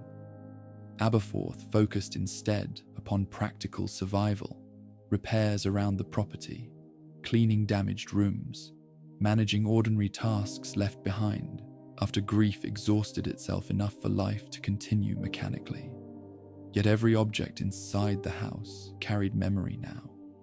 The staircase where Ariana once sat during storms, the kitchen table where she arranged flower petals absent-mindedly while listening to Albus read aloud, the garden where she made fireflies gather around her beneath summer darkness. Memory became almost physical within the house itself. One afternoon, several weeks after the funeral, Albus entered Ariana's old bedroom alone for the first time since her death. Dust still covered much of the damaged floor. Sunlight drifted quietly through repaired windows, while faint traces of magical residue lingered in the air. For a long time, he simply stood there, unable to move. Then eventually, he noticed something small resting beside the bed, a pressed flower between pages of an old book. One of Ariana's habits during calmer years involved preserving flowers collected from the garden. Tiny, fragile pieces of beauty protected carefully against decay. Albus sat slowly on the edge of the bed, holding the flower between trembling fingers, while grief finally overwhelmed him completely. Not the abstract guilt haunting him since the duel, simple grief. He remembered Ariana before fear consumed her life. The little girl drifting barefoot through summer grass while flowers floated gently around her. The child who trusted him absolutely once upon a time. And suddenly, he understood with terrible clarity that she had spent nearly her entire life frightened. Frightened by the attack in mold on the wold. Frightened by her own magic. Frightened of hurting people she loved. And finally frightened of being abandoned by her brother. The realization shattered something inside him permanently. Many years later, people would describe Albus Dumbledore as wise, patient, and endlessly compassionate toward damaged souls. They would admire his gentleness with frightened students and troubled children. Few understood how much of that compassion grew directly from failure, because Albus spent the rest of his life recognizing suffering quickly, precisely because he once failed to protect someone drowning in it. Eventually, the brothers separated emotionally, almost entirely, not through dramatic final confrontation, something quieter, exhaustion. Abberforth no longer trusted Albus's judgment fully after Grindlewald and Ariana's death. Albus no longer trusted himself either. The closeness they once shared during childhood never truly returned. Even years later, conversations between them carried old grief beneath the surface like cracks hidden beneath stone. Yet despite everything, neither brother ever stopped loving Ariana. That perhaps remained the saddest truth of all. The tragedy inside the Dumbledore house did not emerge from lack of love. Quite the opposite. Love existed everywhere within that family, fierce enough to destroy lives. Percival ruined himself protecting Ariana. Kendra sacrificed her health and future, hiding her daughter from the world. Abberforth surrendered much of his youth, caring for her daily. And Albus, despite all his ambition and failure, carried guilt for Ariana so deeply that it reshaped the entire course of his life afterward. Love alone could not save them. Sometimes it simply makes tragedy more painful to survive. As autumn slowly settled across Godric's Hollow after Ariana's death, the village itself returned gradually toward ordinary rhythms. Children walked to school beneath falling leaves. Smoke drifted warmly from chimneys during cold evenings. Life continued, because life always continues eventually, even after unbearable things happen. But inside Albus Dumbledore, something fundamental had ended permanently. The brilliant young man who once dreamed beside Grindlewald about reshaping the world disappeared with Ariana in that shattered bedroom. In his place remained someone quieter, more afraid of himself, more aware of how easily intelligence and ambition can become cruelty when separated from compassion. And somewhere far away beyond Britain, Gellert Grindlewald began walking the path toward becoming one of the most dangerous wizards in modern history. Albus Dumbledore could have followed him once. That possibility haunted him almost as deeply as Ariana's death itself, because sometimes, during sleepless nights afterward, he realized how narrow the distance truly was between the man he became and the man he might have become instead. Ariana Dumbledore never truly left her brother's life after her death. In some ways, she became more present afterward than she had been during the final painful years inside the house at Godric's Hollow. Grief transformed her from frightened, fragile sister into something woven permanently through the structure of Albus Dumbledore's mind. Every major decision he made carried traces of her. Every fear, every restraint, every quiet act of compassion shown toward damaged people. The world later came to know Albus Dumbledore as wise beyond ordinary understanding. Yet much of that wisdom was built from guilt and memory rather than certainty or peace. After Ariana died, Albus buried himself inside work almost immediately. Not because scholarship erased grief, but because stillness made grief unbearable. Motion at least provided temporary distraction. Research became refuge again. Teaching eventually became refuge too. And slowly, over many years, the brilliant, ambitious young man who once dreamed beside Grindlewald transformed into someone profoundly cautious of power itself. Many historians later questioned why Albus refused the position of Minister for Magic, repeatedly, despite possessing unmatched influence and public admiration. Some believed he simply preferred Hogwarts. Others assumed he disliked politics or bureaucracy. But privately, Ariana remained part of the answer. Power frightened him after Godric's Hollow, because he understood too clearly how intelligence and ambition can become destructive when guided by emotional blindness. He had once loved someone brilliant enough to justify terrible things beautifully. More horrifying still, he had agreed with him. That realization haunted every offer of authority afterward. Albus no longer trusted his own desire for greatness safely, because once, during one terrible summer, he had already placed dreams of changing the world above the frightened sister waiting upstairs. The guilt never loosened completely. Sometimes years passed quietly before certain memories returned sharply again. The smell of smoke after magical accidents, the sound of breaking glass during storms, a frightened child apologizing for things beyond their control. Such moments always carried Ariana back into the room with him. At Hogwarts especially, her memory followed him constantly. Perhaps that explains why students trusted Albus Dumbledore in ways they rarely trusted other authority figures. He recognized wounded children almost instinctively because he spent most of his life haunted by one he could not save. When frightened students arrived at Hogwarts carrying loneliness or shame, Albus noticed immediately. He understood silence masking fear. He understood the way trauma reshapes personality quietly over time. And unlike many powerful wizards, he never confused weakness with lack of worth, because Ariana taught him how suffering can consume even gentle people. Years later, when Remus Lupin arrived at Hogwarts burdened by lycanthropy and isolation, Albus fought to ensure he still received education and dignity, despite widespread fear surrounding werewolves. When Hagrid was falsely blamed and expelled, Albus remained one of the few people who treated him with unwavering loyalty afterward. When Harry Potter entered Hogwarts carrying grief and emotional neglect far beyond his age, Albus recognized the loneliness almost immediately. Again and again throughout his life, Albus gravitated toward broken people, not out of pity alone, recognition. He knew what hidden suffering looked like, because Ariana's entire existence had been shaped by it.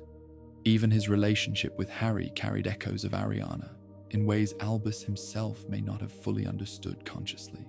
Harry represented another innocent child marked by violence before fully understanding the world. Another young person carrying dangerous power intertwined with emotional trauma.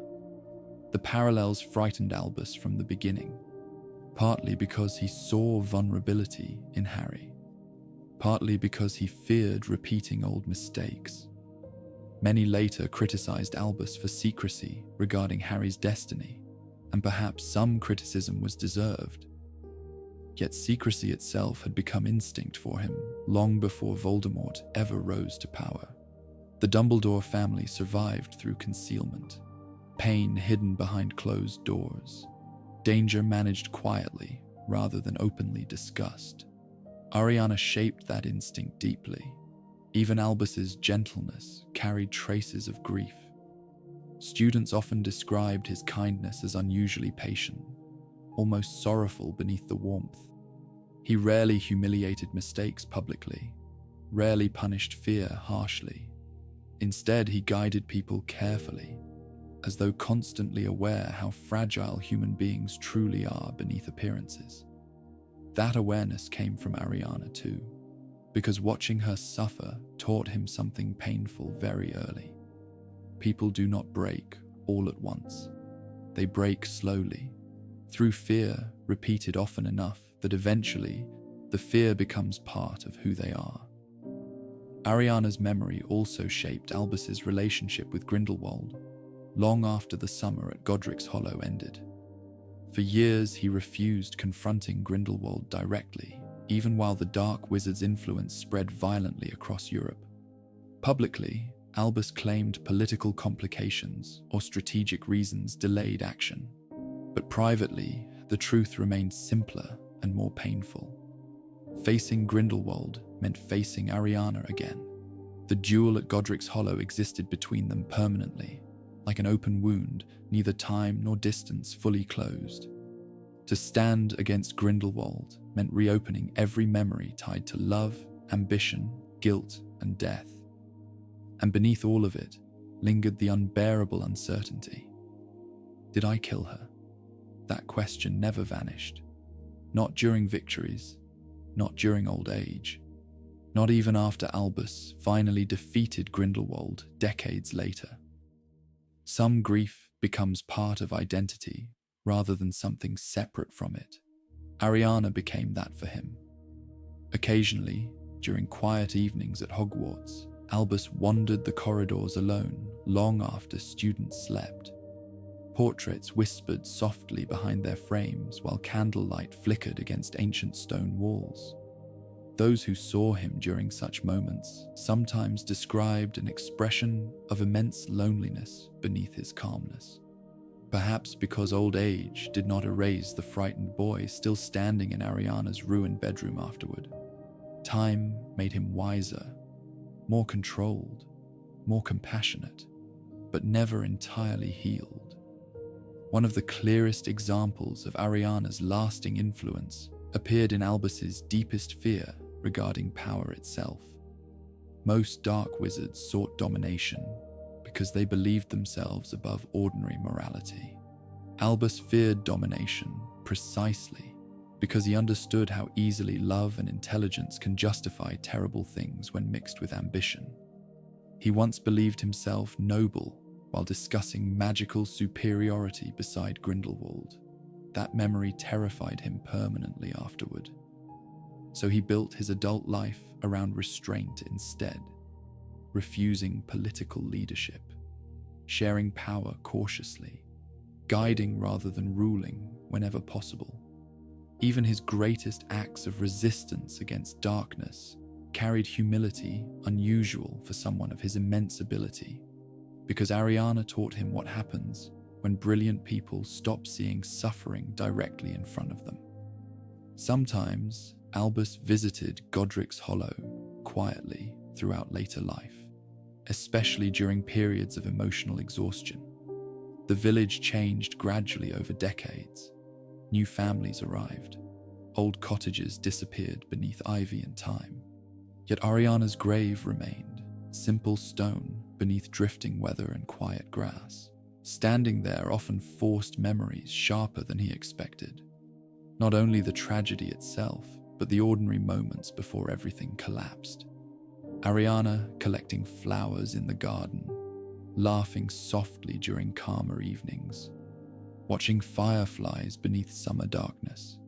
Those memories mattered because they reminded him who she truly was, before fear consumed her life. Not an obscurial, not a burden, not a tragic symbol shaping wizarding history.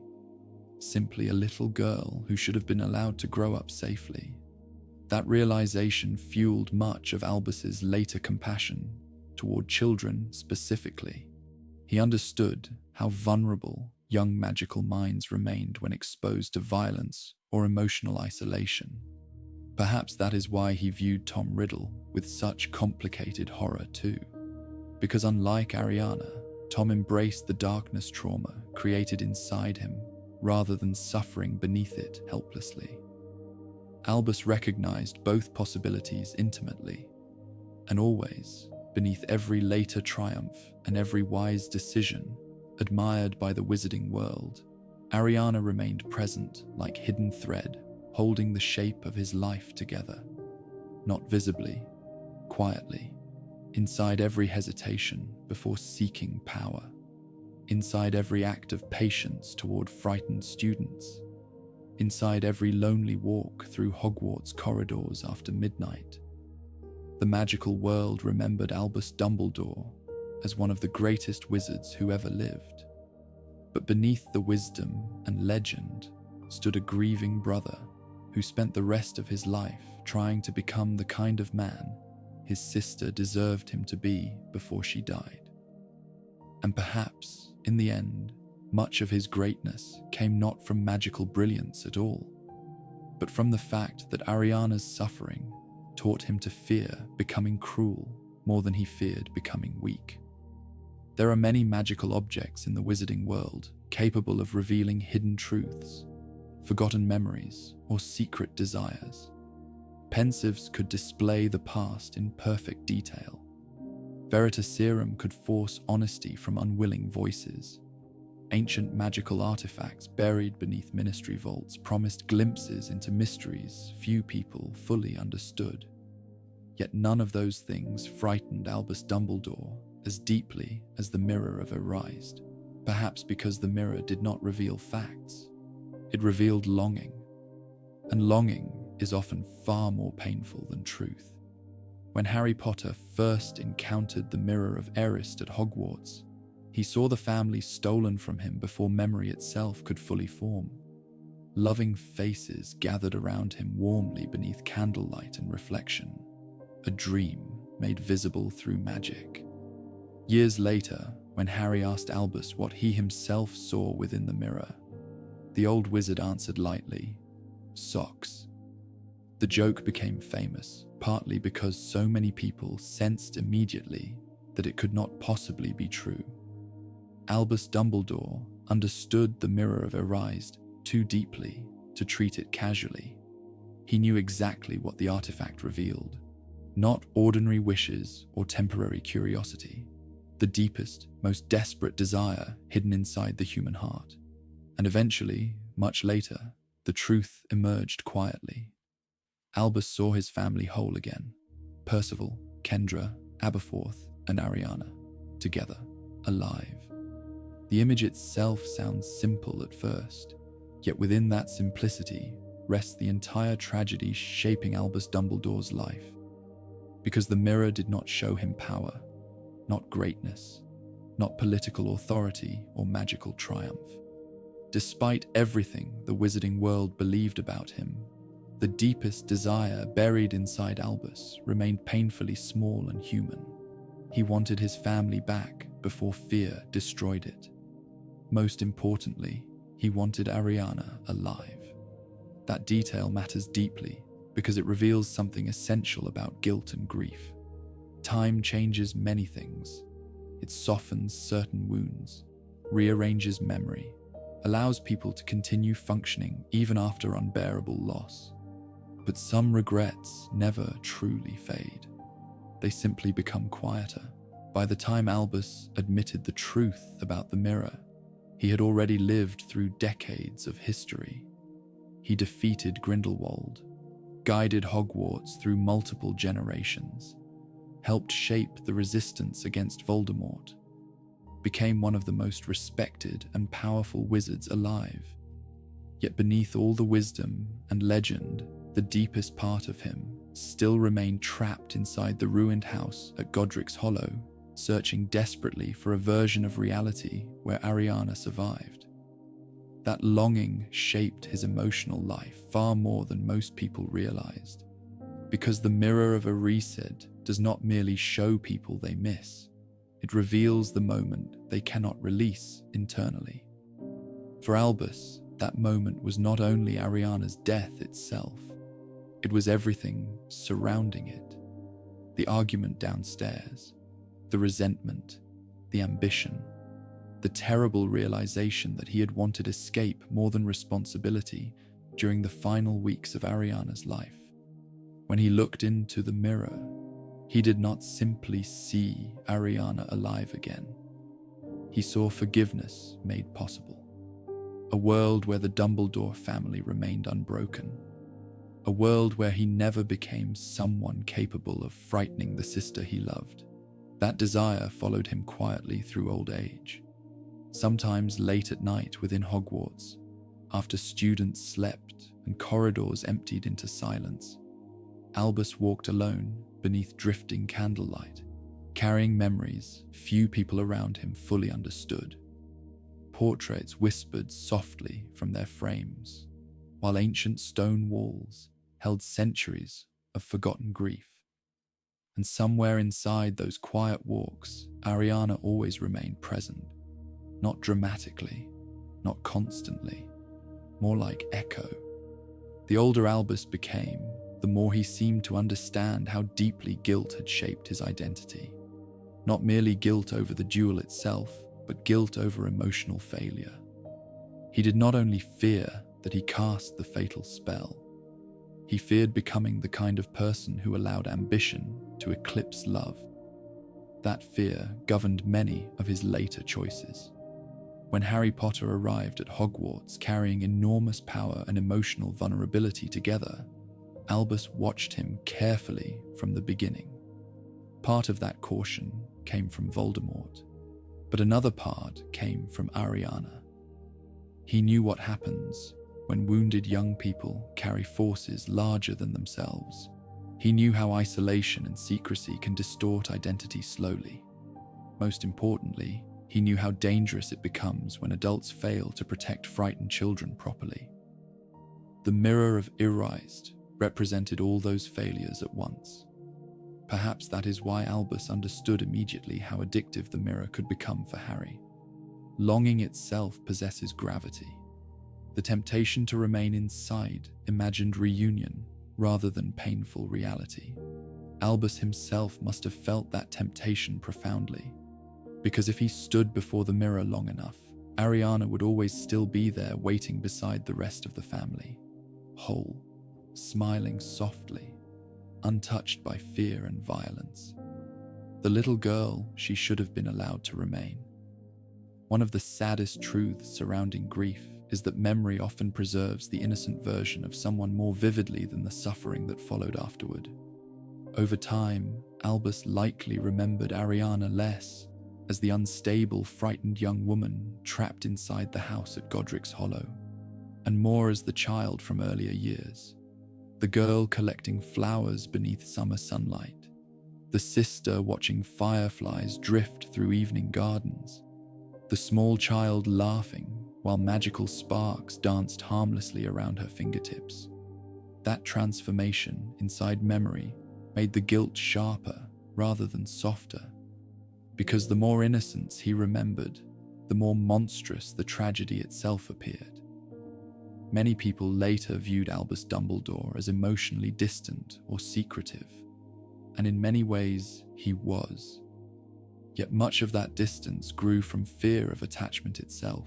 Everyone Albus loved deeply seemed eventually destroyed by power, ambition, or violence. Percival lost to rage, Kendra lost to exhaustion and unstable magic. Ariana lost to fear and conflict. Grindlewald lost to ambition. Even Abberforth remained emotionally distant afterward, their relationship permanently scarred despite surviving into old age together. The mirror of Erised exposed what remained beneath all those losses: loneliness. Not ordinary solitude, but profound emotional isolation built across decades of regret. Albus became admired by thousands, respected across the wizarding world, even loved by students and allies. Yet the mirror revealed he still measured happiness against a single impossible desire: to undo what happened at Godric's Hollow.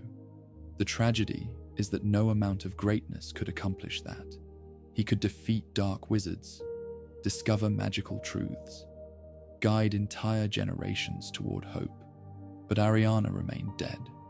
And because her death connected directly to his own choices and ambitions, no achievement afterward ever fully balanced the weight of it. That perhaps explains why Albus carried sadness even during moments of warmth or humor. Students remembered him as kind, eccentric, occasionally playful, yet beneath the gentleness lingered sorrow difficult to define. The mirror helps explain that sorrow, because anyone carrying one unhealed desire across an entire lifetime eventually learns to live beside grief rather than beyond it.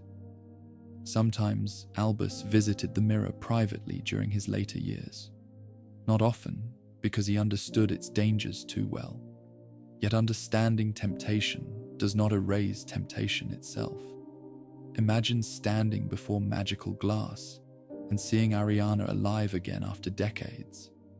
Not merely memory, presence. The family restored before violence and fear shattered everything. No wonder the mirror frightened him. It offered exactly what he wanted most, and what reality could never return.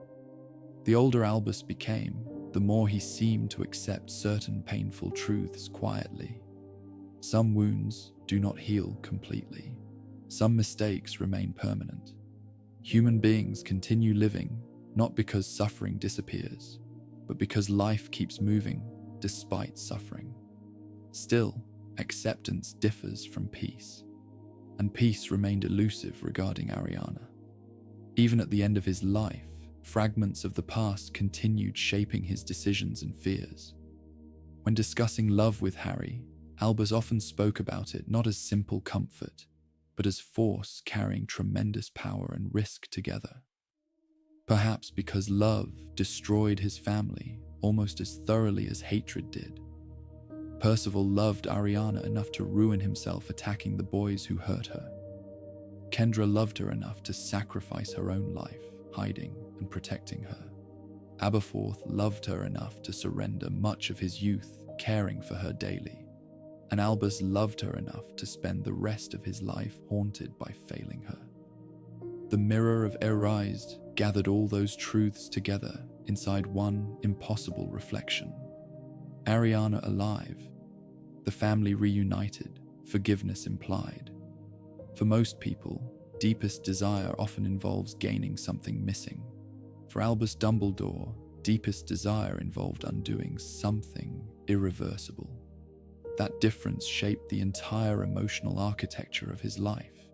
And perhaps, in the quietest moments beneath the wisdom and legend, he never truly stopped wishing that somewhere beyond ordinary reality, Ariana still existed untouched by fear, waiting inside the version of the world he lost forever, the moment the duel began.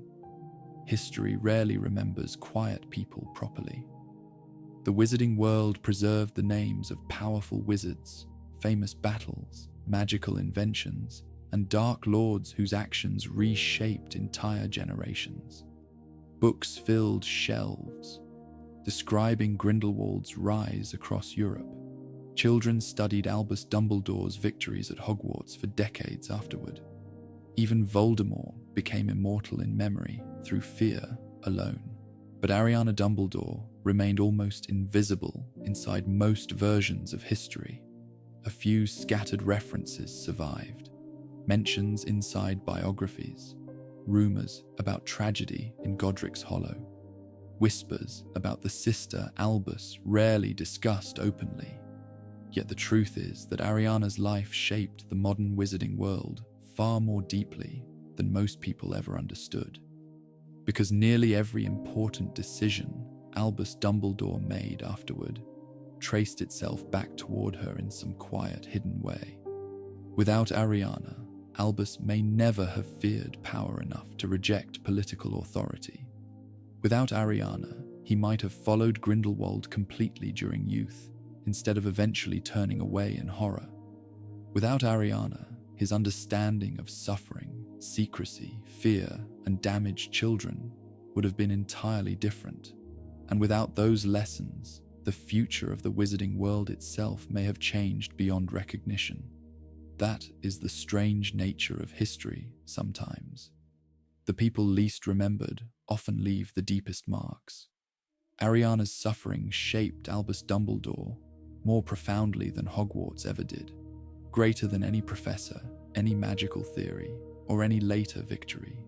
Her life became the emotional foundation beneath his wisdom, because wisdom born from pain often cuts deeper than wisdom born from success. Many later admired Albus for his gentleness and restraint, without understanding where those qualities truly came from. They saw an elderly headmaster speaking calmly about love, forgiveness, and the dangers of power. They did not see the frightened young man standing inside a ruined bedroom after accidentally destroying his own family through ambition and emotional blindness. Ariana remained hidden beneath every part of that later kindness. Even Albus's relationship with Harry Potter reflected her influence repeatedly.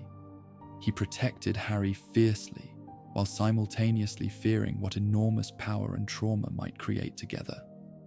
He hesitated before manipulating Harry too harshly, because somewhere deep inside himself, he already knew what happens when frightened children become trapped beneath forces larger than themselves. And perhaps most importantly, Ariana's death prevented Albus from becoming someone terrible. That possibility haunted him constantly throughout adulthood. During his youth beside Grindlewald, Albus briefly stood dangerously close to a different future, a world where brilliance and ambition slowly justified domination for the greater good, a future where extraordinary intelligence detached itself from compassion entirely. Ariana's death shattered that path permanently, not through wisdom, through horror. Because suddenly, Albus understood exactly how quickly noble intentions become cruelty when people begin treating human beings as obstacles rather than individuals worthy of love. The lesson arrived too late to save Ariana herself, but it may have saved countless others afterward.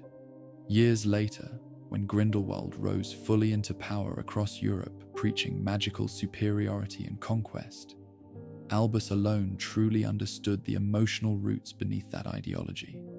Not merely political theory or dark magic, loneliness, pride, the seductive belief that powerful people possess the right to shape weaker lives without consent.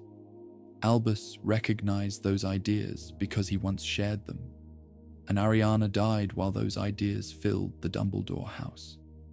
That knowledge gave him unique understanding regarding darkness itself.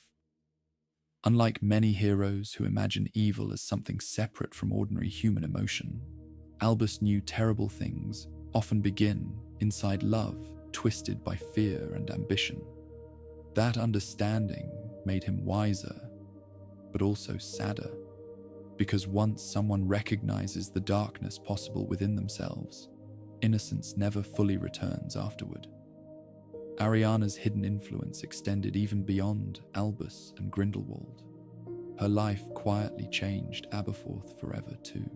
Without Ariana, perhaps Abberforth might have lived differently, married earlier, pursued broader ambitions, built a life less shaped by grief and bitterness. Instead, years spent protecting and losing his sister hardened him into someone wary of grand ideas and powerful people alike. The brothers carried Ariana differently afterward. Albus transformed guilt into wisdom and restraint. Abberforth transformed grief into stubborn loyalty toward ordinary, vulnerable people. Neither response healed the wound completely, yet both lives remained shaped around her absence. Even the magical world's understanding of obscurus eventually carried traces of Ariana's forgotten existence. Though few knew details publicly, stories about hidden magical children consumed by repression and trauma slowly gained greater attention during later generations. And behind those discussions lingered the memory of one frightened girl isolated inside a house because no one fully understood how to save her safely. Perhaps that is one of the saddest truths surrounding Ariana's life. She became symbol before she ever truly had the chance to become herself. An obscurus, a burden, a family tragedy. Yet beneath all those labels remained a human being, almost painfully ordinary in her desires. She wanted safety, love, peace, a life not ruled by fear. The simplicity of those desires makes the tragedy feel heavier somehow. Because Ariana never sought greatness or power. She never dreamed of reshaping the wizarding world or changing history itself, and yet history changed around her anyway. One terrified moment in Mold on the Wold destroyed her childhood. Years of secrecy and repression transformed her magic into suffering. One violent argument between frightened young men ended her life. Then, decades afterward, the consequences spread outward through the lives of people shaped by losing her. Grindlewald became darker after Godric's Hollow, untethered completely from whatever compassion Albus once represented in his life. Albus became wiser, lonelier, and terrified of power. Abberforth withdrew from the world, carrying bitterness and grief. Harry Potter eventually entered a wizarding world, quietly shaped by all those changes.